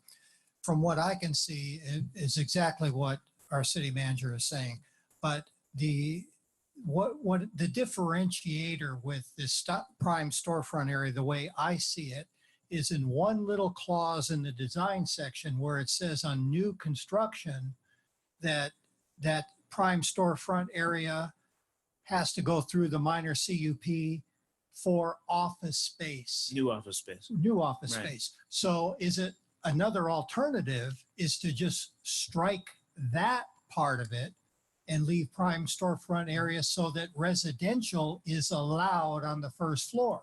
And then there is no differentiation between business types with the prime storefront area, right? Yes, Mayor, that's correct. So that's another alternative we can consider, which kind of made sense to me because I wasn't sure whether it was a good thing to completely restrict, residential from the first floor. You just want to keep it away from the I agree. front, Yep. That's helpful. Thank you. That's all I have for now. Mayor, just one point about that. I don't know that we can actually allow residential uses on the first floor because I believe that conflicts with the general plan. The general plan says to allow for residential uses at the rear and above the first floor on commercial properties. You're reading it a little differently than I did then. Okay. I read that to say that it is allowed in the rear of the first floor, and that is not written in there, but you're saying it should be on the second in the rear. But only. No. I think I misunderstood you then. Okay. Are you, so if you understood it to mean that on the first floor in the rear, then I think we're in agreement. Oh, yes. Okay, That's what I meant. Yeah. Well, you might not be, because how are you defining rear? Are you saying the rear of the property or the rear of the existing standing building? It can be both. Oh, well, I know, but how are you interpreting it? I'm interpreting it as it could mean both. It can mean both the structure and it can mean at the back of the property. That's what you meant, right? Yeah. Yeah. Well, because the prime storefront area is defined as the first 50 feet. Right. So anything beyond that it says residential use is allowed. So, okay. So Mayor, to add on to that, in the general plan, there's two things that we look at. One is when we talk about residential uses in manufacturing, it says residential uses shall be allowed at the rear of the building and encouraged. In the commercial district, it says they shall be allowed at the rear of the property, which, as our city attorney said, could be the rear of the building or it could be the rear of the property. It's kind of up to interpretation. The second part council should take into consideration is the general plan encourages the development of rear entrances to businesses and to make the neighbor, the rear as well as the front of downtown, but the rear more aesthetically pleasing and to allow for more pedestrian traffic and walkability. So you kind of have to balance what the rear means in context with what types of uses do we want at the rear entrance of our businesses and where do residential uses make the most sense. And the general plan can be interpreted either way. Yeah. Okay. So that's a discussion we're going to have to talk about. And you know, that's the case, what you're describing is that the general plan is somewhat in conflict there, that it may be impossible to meet both objectives there. We describe it as flexible as opposed to in conflict. But we do think either way, the objectives could be met. It would just look differently. If you're doing a traditional mixed use development with no residential use on the first floor, that's going to be much more congruent with what you see today. If you allow residential uses to the rear outside of a prime storefront area, we can also make that work with the general plan. It's just going to look more like Montecito does today than what we're used to on the boulevard. Okay, I think, yeah, I certainly want to have some discussion about that. So, okay, other questions? Okay, I may have a few here. Let me go through my notes real quick.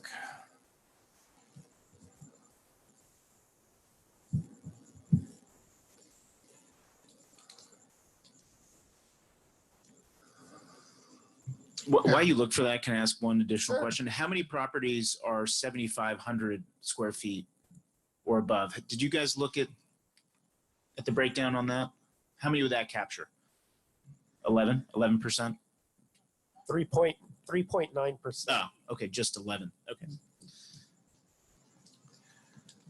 Okay, Thank you. there's some language in here about exterior walls and yards. I just like your opinion about that, Mr. City Manager. Is that stuff clear? It doesn't, I'm really having a hard time understanding.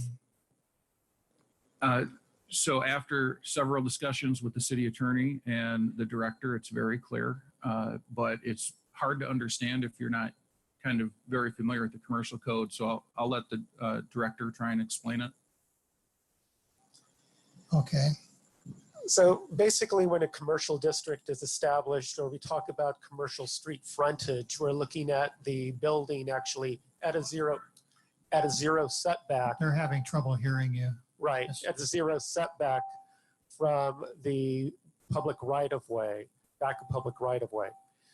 And the design criteria for new construction identifies, especially if you have a two-story structure with residential, that it provides some form of articulation. So there's a distance set back from the street front, say on the second floor, and that could even be recessed back as well. But there has to be a linear distance of, I believe it's 30 feet with an offset of 5 feet for a distance of 12 feet, and then it repeats itself again, just to provide further articulation. Also on the side yard, that second floor could also be stepped back in, so it's not completely imposing, especially for residential uses, to be directly adjacent to one another.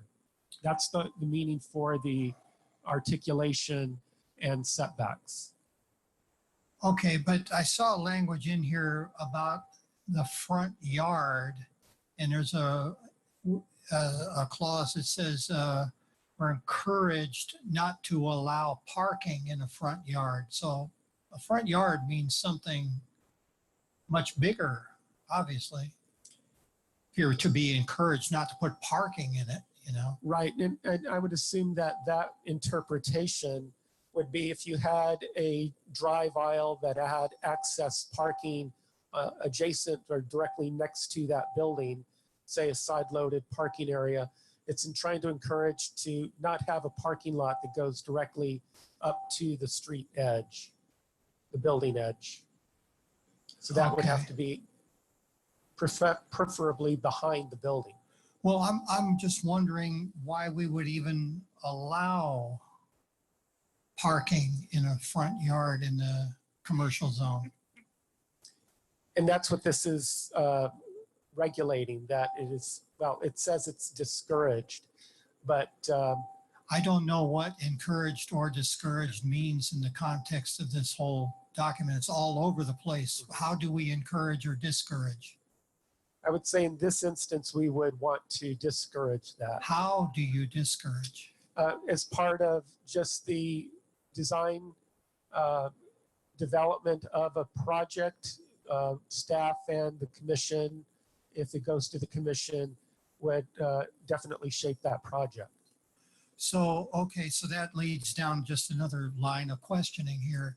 So if the code says something is encouraged or discouraged, and the planning commission discusses this and says, no, you can't do this because it is discouraged, does that mean they can't do it, or is it a recommendation? Are they allowed to state that you cannot do it when the code says the code doesn't say thou shalt not, it says it's just we're discouraging you from doing it. Right, as drafted, the way this is reading is it's not even a development standard and guideline. So we can't, that would have to go to the next level of review if we actually created design guidelines for the commercial zone.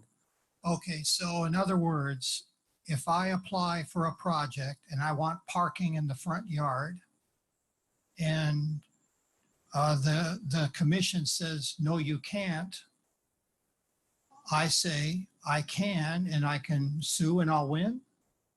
Or I'll appeal to Or the you can- council and legal is going to tell us you can't say no to that? Is that what's going to happen? That is the likely outcome, yes. Yeah, see, I have a big concern about all the language in here about encouraging and discouraging. Is this common in other cities? It is if you do not have design guidelines. But I'm not sure that design guidelines are enforceable with that kind of language, because it doesn't say you must or you shall not. Right, that's what I'm getting at, is that the design criteria as drafted with encouraged language such as encouraged would not appear in a design guideline. So that would replace it. Okay, well, we'll talk about this because I have some concerns about this. I'm just not sure that as long as we're changing things that we should, maybe there's a better approach to this, but okay, all right. Mayor, could I add to that, please? Yes. Please. So by including the term discouraged, if that project were to go before the planning commission for, let's say, for a conditional use permit, some kind of discretionary permit, then the planning commission would look at that language and can weigh whether this project takes into account this standard that says discouraged. And they can take this standard into account and other standards into account, and they can make an opinion approving or denying the project. And they can exercise that discretion. So as without discretion, so if it was by right, they couldn't deny, the city couldn't deny this project based on that standard. Yeah. But if the planning commission is going to exercise its discretion because the project is now subject to discretionary permit, the planning commission can consider this. Okay, all right, thank you. Okay, city manager England, when you listed some of the findings, and this is another word I have a hard time with. Letter C, need. A demonstrated public need shall be established within the general area. Can you explain that? I mean, I can't see how anything is really needed. Mayor, at a staff level review, the director and I went through a number of scenarios trying to find a situation where we would deny a minor conditional use permit based on not being able to demonstrate need, and we could not come up with one. The demonstrated need, again, is something we would probably defer to the market, and they can determine if there's a need for the restaurant or not. I'm sorry, I don't have a better answer. Why would we not just strike that? I mean, I just don't understand how that's adding any value. So one of the at the beginning of the presentation, when we said minor conditional use permit is required for a restaurant 2,501 square feet up to 5,000 square feet. We have a hard time finding a situation where we would deny that minor conditional use permit based on the findings would be apparent. They would be made. So up to 5,000 square feet, or up to 2,500 square feet would be used by right. 2,500 square feet to 5,000 square feet in the restaurant example would be approved at the staff level after a minor conditional use permit fees were paid and they went through the application, but it's difficult to envision a scenario where staff would deny that application. But you haven't answered my question.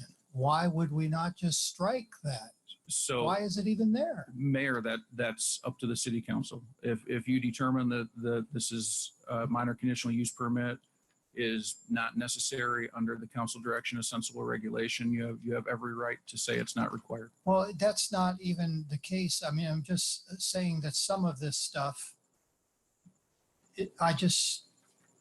some of it may make sense and some of it doesn't. I'm just pointing out that particular one, saying that I just don't see how that has any meaning at all, you know? Okay. I think the city attorney is going to speak. I agree with this statement. All right.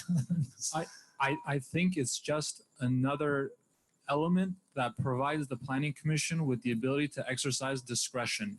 So for example, if there were 7 Italian restaurants and an 8th one wanted to come in and you needed planning commission approval for a CUP, the planning commission can make a finding that, hey, we already have 7, we don't need an 8th, there's no need, potentially. How staff would determine that is the 8th restaurant better be pretty good because there's a lot of competition. Okay. And Mayor, if I can add one thing, that same finding also is present in the conditional use permit requirement. Yes. Okay. So I'm still not clear. I think staff is asking us, when we showed the table of the inconsistent thresholds for the different uses, are you asking us whether we should make them all the same? Because you're saying the impact is no different. So why should one be 2,500 and then the other one 5,000? Are you asking us to what? So the mayor, let me pull up the slide real quick.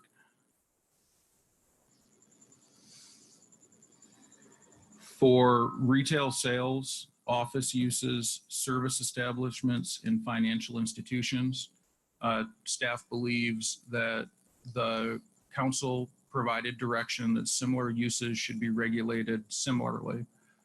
To us, that means all uniform, either at 2,500 square feet or 5,000 square feet. That's up to the city council to determine. The kind of second set of uses, educational facilities, recreational entertainment facilities also should be regulated similarly if council's direction is that similar impacts should have similar regulation. Okay, but you're not making any recommendation as to what the threshold should be?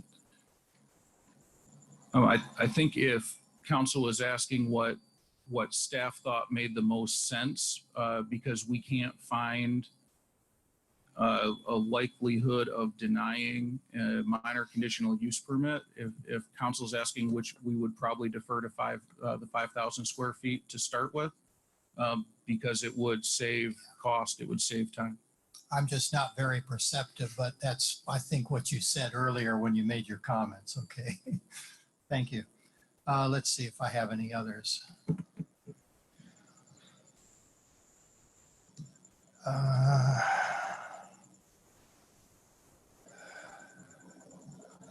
Okay, I have a lot of things about the design review that again relate to the encourage and discourage, and so we'll talk about that a little bit. There's one statement in here that was added. This is in section, it's right after the pictures or the diagrams of the second story articulation and all that. It's letter I, capital I, and it says, from time to time, the Planning Commission may promulgate and maintain site design and massing guidelines for use by applicants and the city to guide appropriate development in the C zone.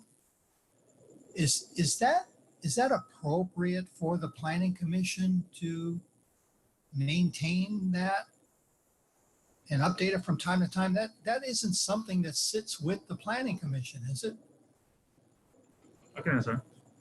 So if the planning commission were to adopt guidelines that are going to be subject, that a project would be subject to, then that would go to the city council for approval, and the city council would have to adopt that by resolution.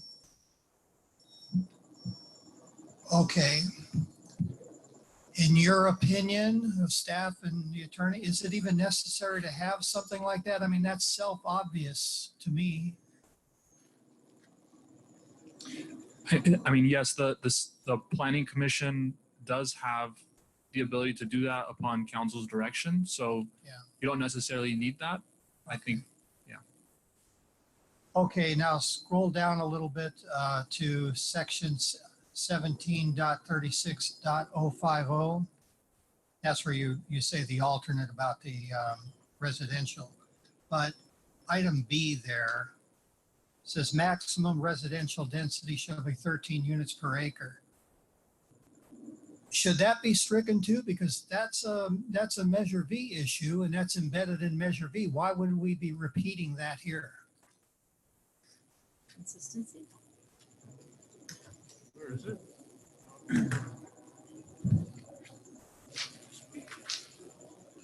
Mayor, which section were you referring to again? That's 17.36.050, and it's letter B. It's on page 28, and maybe Director Gonzalez would like to try and answer that. You're correct, Mayor, that the Measure V restricts uses to 13 units per acre. And this is just reconfirming that. Whether it needs to be restated, maybe it shouldn't, especially if we make changes moving forward with RHNA, if we went beyond or encouraged 20 dwelling units per acre. Yeah, this is something we're just going to have to go find and clean up later if we change it. So I would just say that's got to be stricken. Okay, the rest of the sentence or the rest of the paragraph, in addition to dwelling unit, this limit applies to bed and breakfast in motel or motel guest rooms with full kitchen facilities. Is that defined clearly enough? You know what we're saying is 13 units of what per acre? Are you saying rooms in a bed and breakfast? It's essentially saying that bed and breakfasts and hotel uses are allowed in the commercial zone, and that would still be restricted to 13 dwelling units per acre. But they're not dwelling units. If it's a hotel, that's not a dwelling unit, is it? It reads in addition to, Mayor. So in addition to dwelling units. Okay, so, but you're okay with the definition? I mean, what we're saying is a room in a motel, right? You can't have more than 13 rooms in a motel. Yes, that's my understanding. Okay, all right.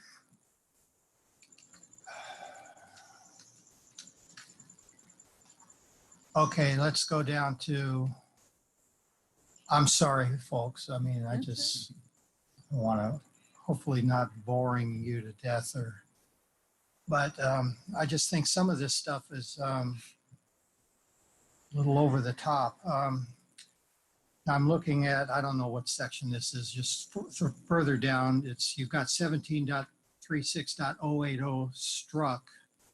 Then there's illustration of angle plane. Then right below that, number or letter E, encroachments into setback areas, and number 5, other encroachments in the setback area may be allowed with approval of the design review permit in accordance with blah, blah, blah. An additional finding by the planning commission that requiring strict compliance would run contrary to the purposes of this chapter, and allowing such encroachment would substantially advance the purposes of this chapter. And my comment on that, it seems like that's a very, very, very high hurdle. And is this just another case where we're just giving the Planning Commission like power to regulate something? I mean, so, you know, really don't have to answer that now. It's just in general, I'm just wondering if we should go through this with a more fine-tooth, ask staff to go through this with a more fine-tooth comb to look at things like that and see, does it really make sense? I mean, I know it's a lot of work. There's a whole lot of stuff here, but those little things I just think are, you know, that could come and bite us or bite somebody, an applicant sometime, where they're just not really understanding what they're up against in submitting an application.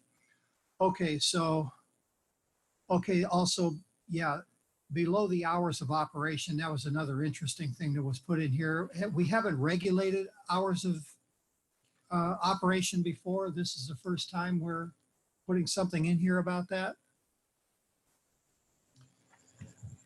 We do regulate hours of operation for instance, businesses that offer on-site alcohol consumption. We could do that. Okay, but this is the first time we've put something that broad in here for all businesses, right? Yes. Okay, then right below it, another one, outdoor display of goods and merchandise for sale shall require a minor conditional use permit. What problem are we trying to fix with that? I'm assuming the commission is regulating outdoor display. We haven't done it before? I don't believe so, unless it's for a temporary use with an encroachment into a public right-of-way. We could regulate it that way. But that would typically just be for outdoor dining purposes. Once in a while, you do see some business outdoor display, but not frequently. Yeah, okay, all right. All right, that's all the questions I have. Is there any other questions? So, Mayor, with regard to the hours, one thing worth noting is usually we restrict hours as a condition of a conditional use permit. But if we put it in this way, it would apply to both projects that are subject to discretionary permits and that are allowed as of right. That's correct, right, Director Gonzalez? That's correct. okay. Okay, so with that, if there's no other questions, we'll open it up to public comment. Does anybody like to comment on our commercial code?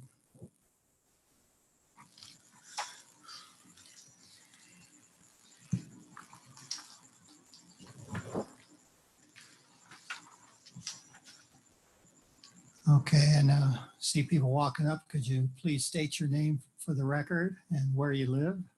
Yes. Yes. Good evening. Robert Parkhurst, 375 Grandview Avenue, East Grandview Avenue. I just want to thank the Planning Commission for their hard work on this. You can tell that they spent a lot of time looking at it. I also think that there is a really good job that they did in bringing down the number of business categories. It was nearly 100 in the original commercial code, and now they're down to about 11. So I think that makes a lot more sense, and it brings it make it easier for businesses to locate here. I would like to see the expansion of this to the Montecito district. I know that's something that's going to be on the future that they're going to look at, and I'd like to encourage them to do that. And I'd also look forward to the meeting on October 27th when the parking portion of this is addressed as well. Thank you. Okay, thank you, Mr. Parkhurst. Anybody else? It's hard to see past the lights there. Okay, see someone else coming up.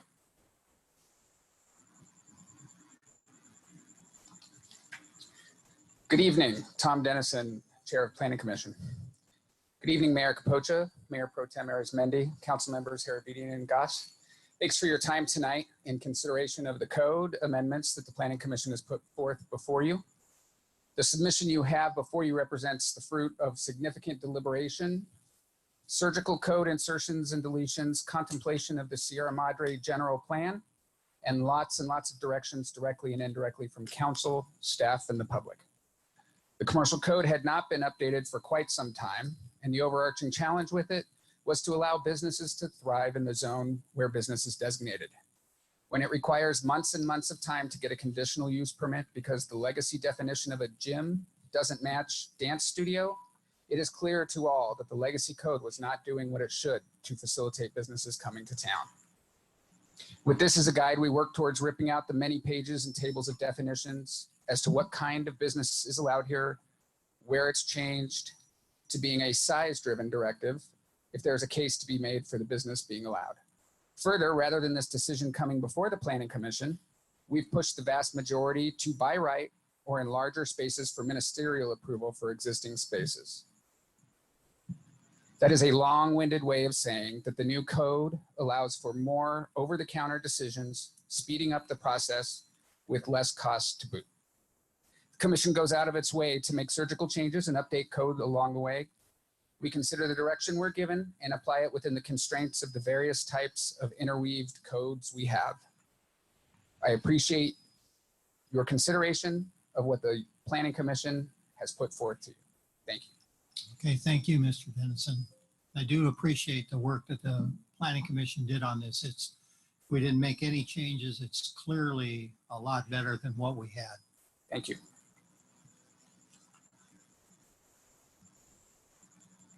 Anybody else like to comment? Mayor, there were 2 emails that were sent on this topic. Those emails were forwarded to the City Council for their review. The first email was sent in by John Hutt, and the second email was sent by Gina Friarman Hunt. Both were received in advance of this meeting and forwarded to the City Council. Yes, John Hutt did send a long letter, and it's very long, so I'm not going to read it. But I mean, he did explain a lot of what Commissioner Chairperson Dennison has said here too, and it's just making some arguments.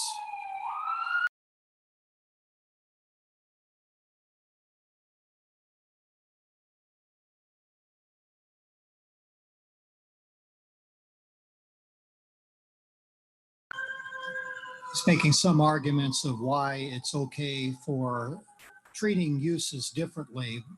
So the council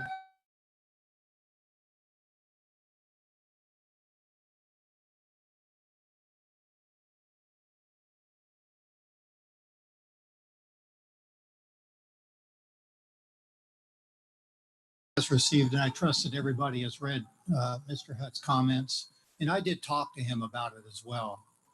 And Ms.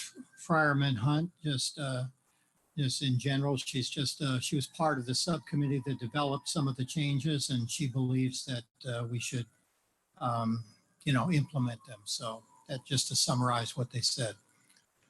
Okay, so with that, we'll bring it back to council for deliberation here.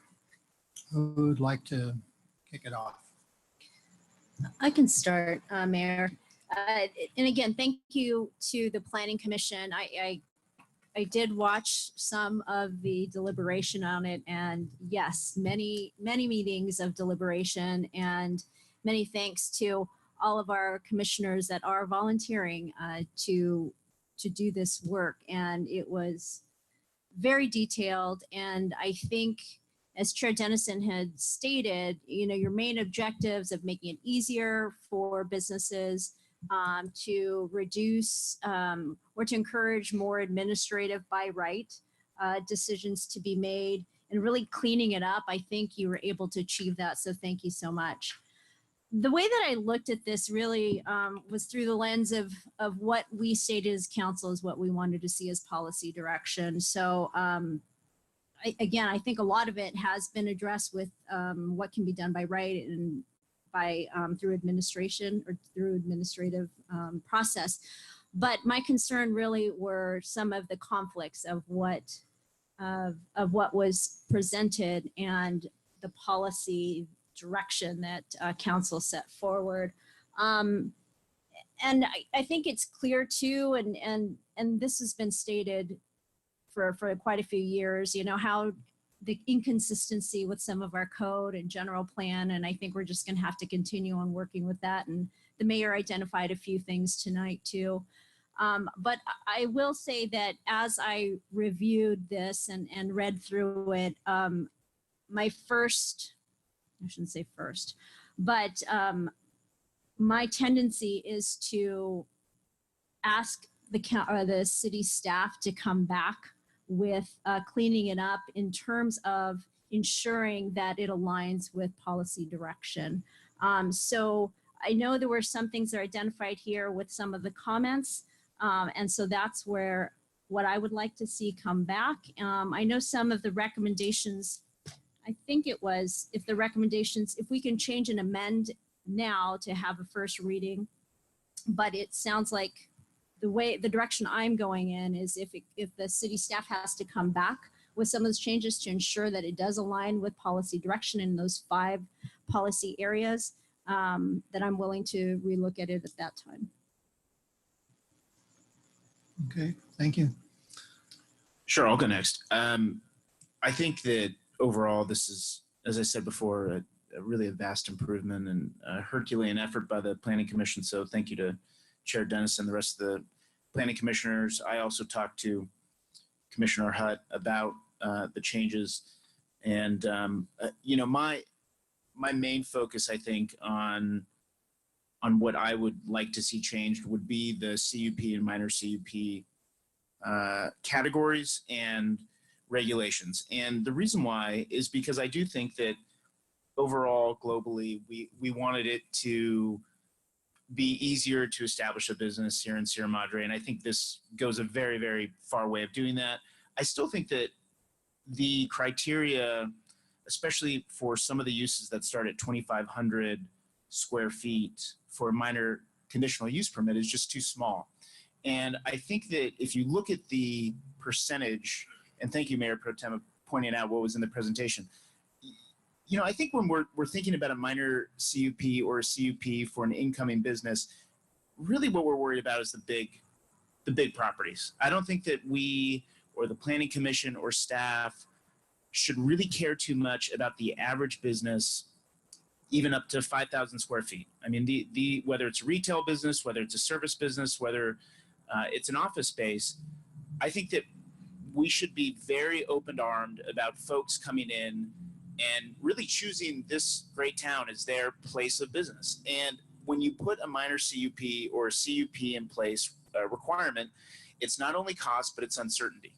It's, I'm gonna have to pay this money, but is it going to be approved? And if it isn't, I've just wasted, you know, a lot of time, and now I have to start at square one in another San Gabriel Valley city. So I'm gonna go out on a limb and just say that really what we're focused on are the 11 properties that are over 7,500 square feet. And there's 5 properties that are 7,500 to 10,000 square feet. And there's 6 properties that are 10,000 square feet and over. And really, I think that's, you know, that represents, you know, a little over 8% of the properties, okay? So I would treat retail, service, office, financial, all the same. I think in the age of COVID and the way that the economy has changed, I don't think we're going to see a ton of office space being at a premium. I just don't. I mean, I think we all have our own experiences. I don't think that Sierra Madre is going to be inundated with office space tenants. I think that you will see, you know, an uptick of residential, and I do think the prime storefront play there is important. But I think that really we should be happy if businesses are opening up here, whether it's a restaurant, whether it's a nail salon, which we have a lot of, hairstylists, et cetera.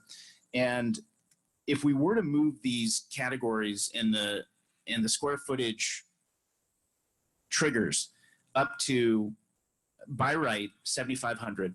At 7,500, you get the minor conditional use permit, and at 10,000 square feet, you get a conditional CUP.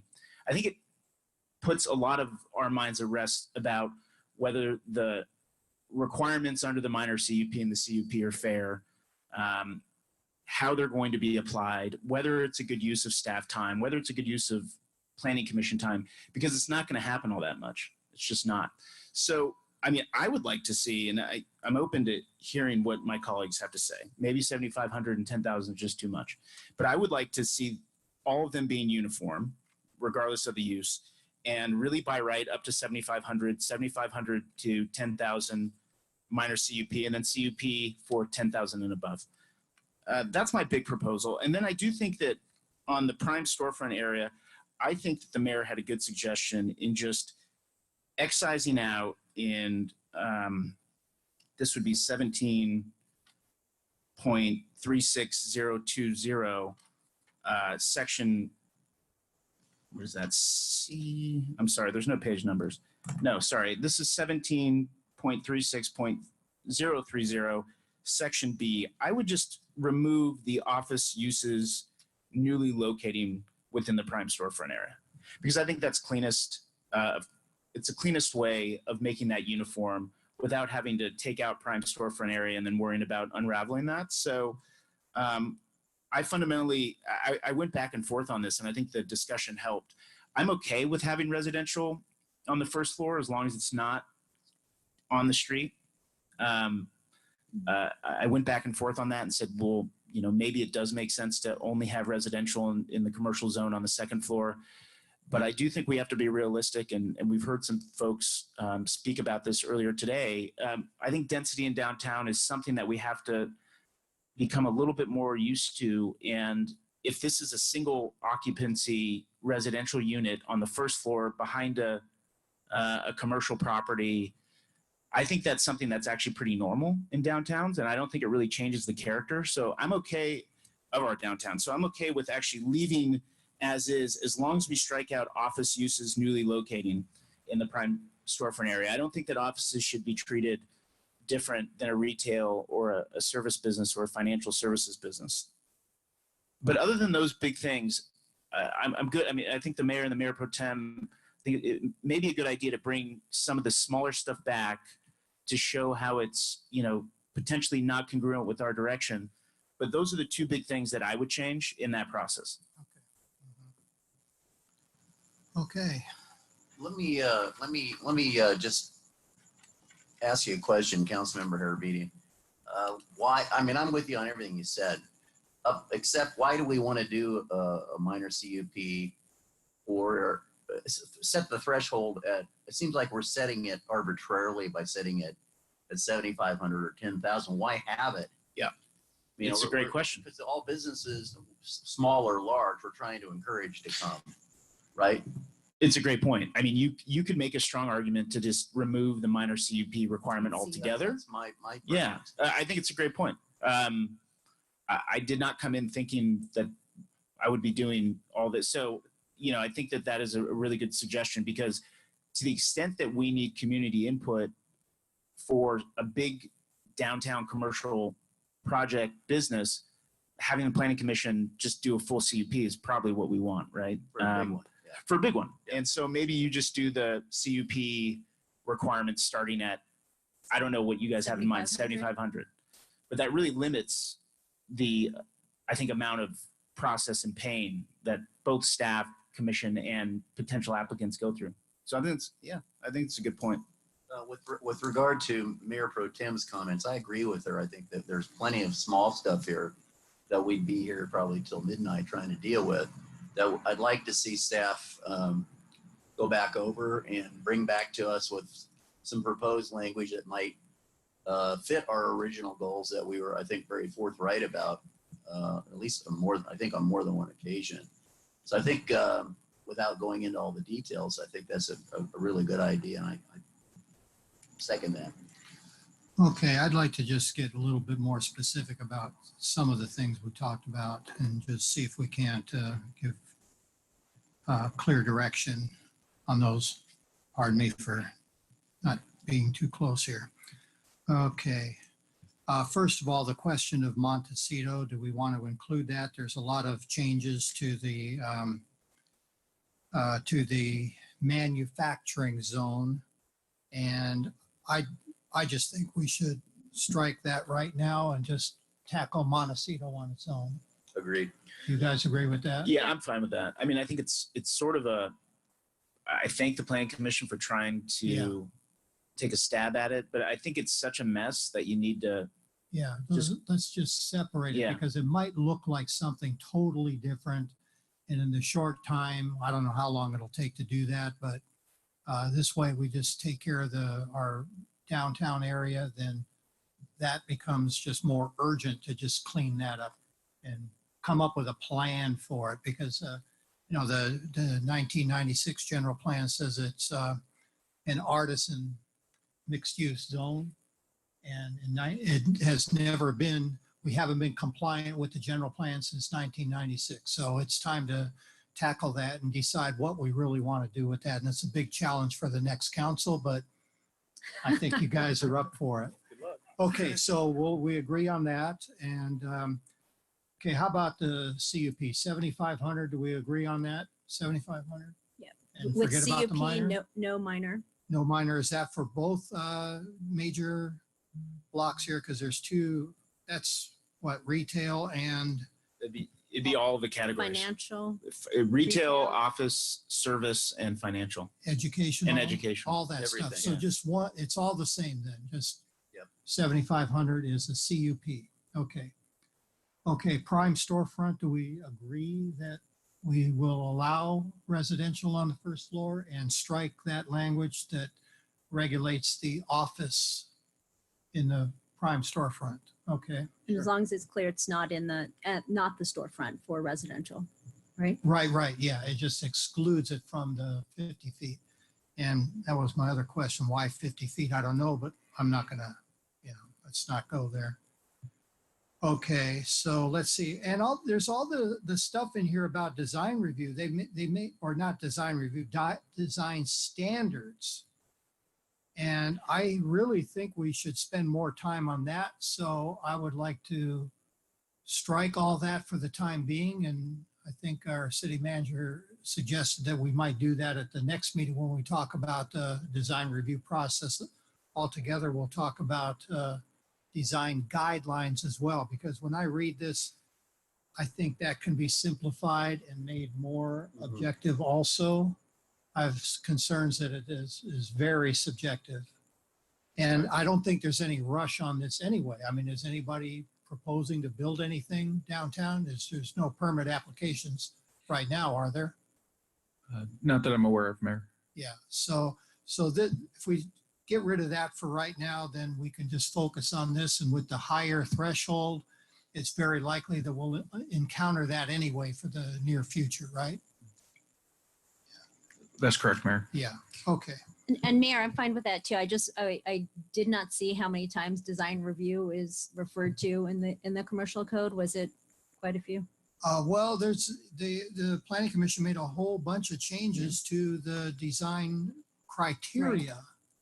So again, if the criteria, if it's there and it's subject to a CUP where the planning commission, then they would review all that, So, Mayor, in discussing this in context of the design review permit conversation, what the planning commission recommends and what council adopts is they're different standards, but they're intertwined. Yeah. So suggesting that we move this until a date after we have direction from council on the design review permit process would make staff's life a little bit easier in bringing something back that is in line with council direction.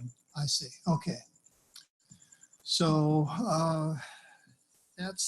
so I think with those suggestions that we've made here, is this still like a first reading, or do you have to come back for another first reading? Mayor, we will have to come back for our first reading in 2 weeks. Okay. All right. You have enough direction to work with here? Yes, Mayor. Okay, great.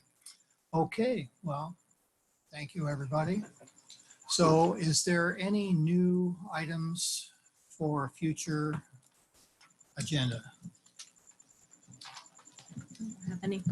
I would like to just briefly maybe suggest one, but I don't really want to, make it like I'm saying this because I'm not going to be on the council very much longer. Sure. But the issue of leaf blowers has come up again, and we last talked about that about 4 or 5 years ago, if I remember correctly. And at the time, we said we would look at it every 2 years.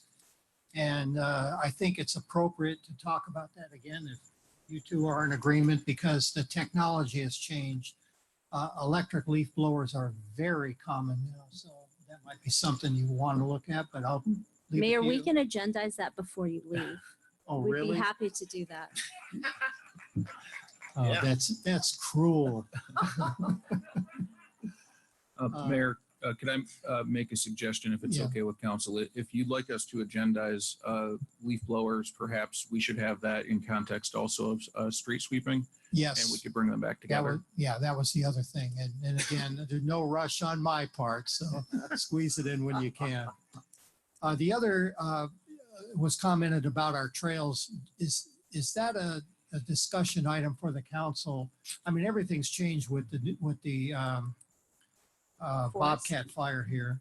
And, my fear is opening those trails is just going to make our existing problem and overwhelming that neighborhood more severe now.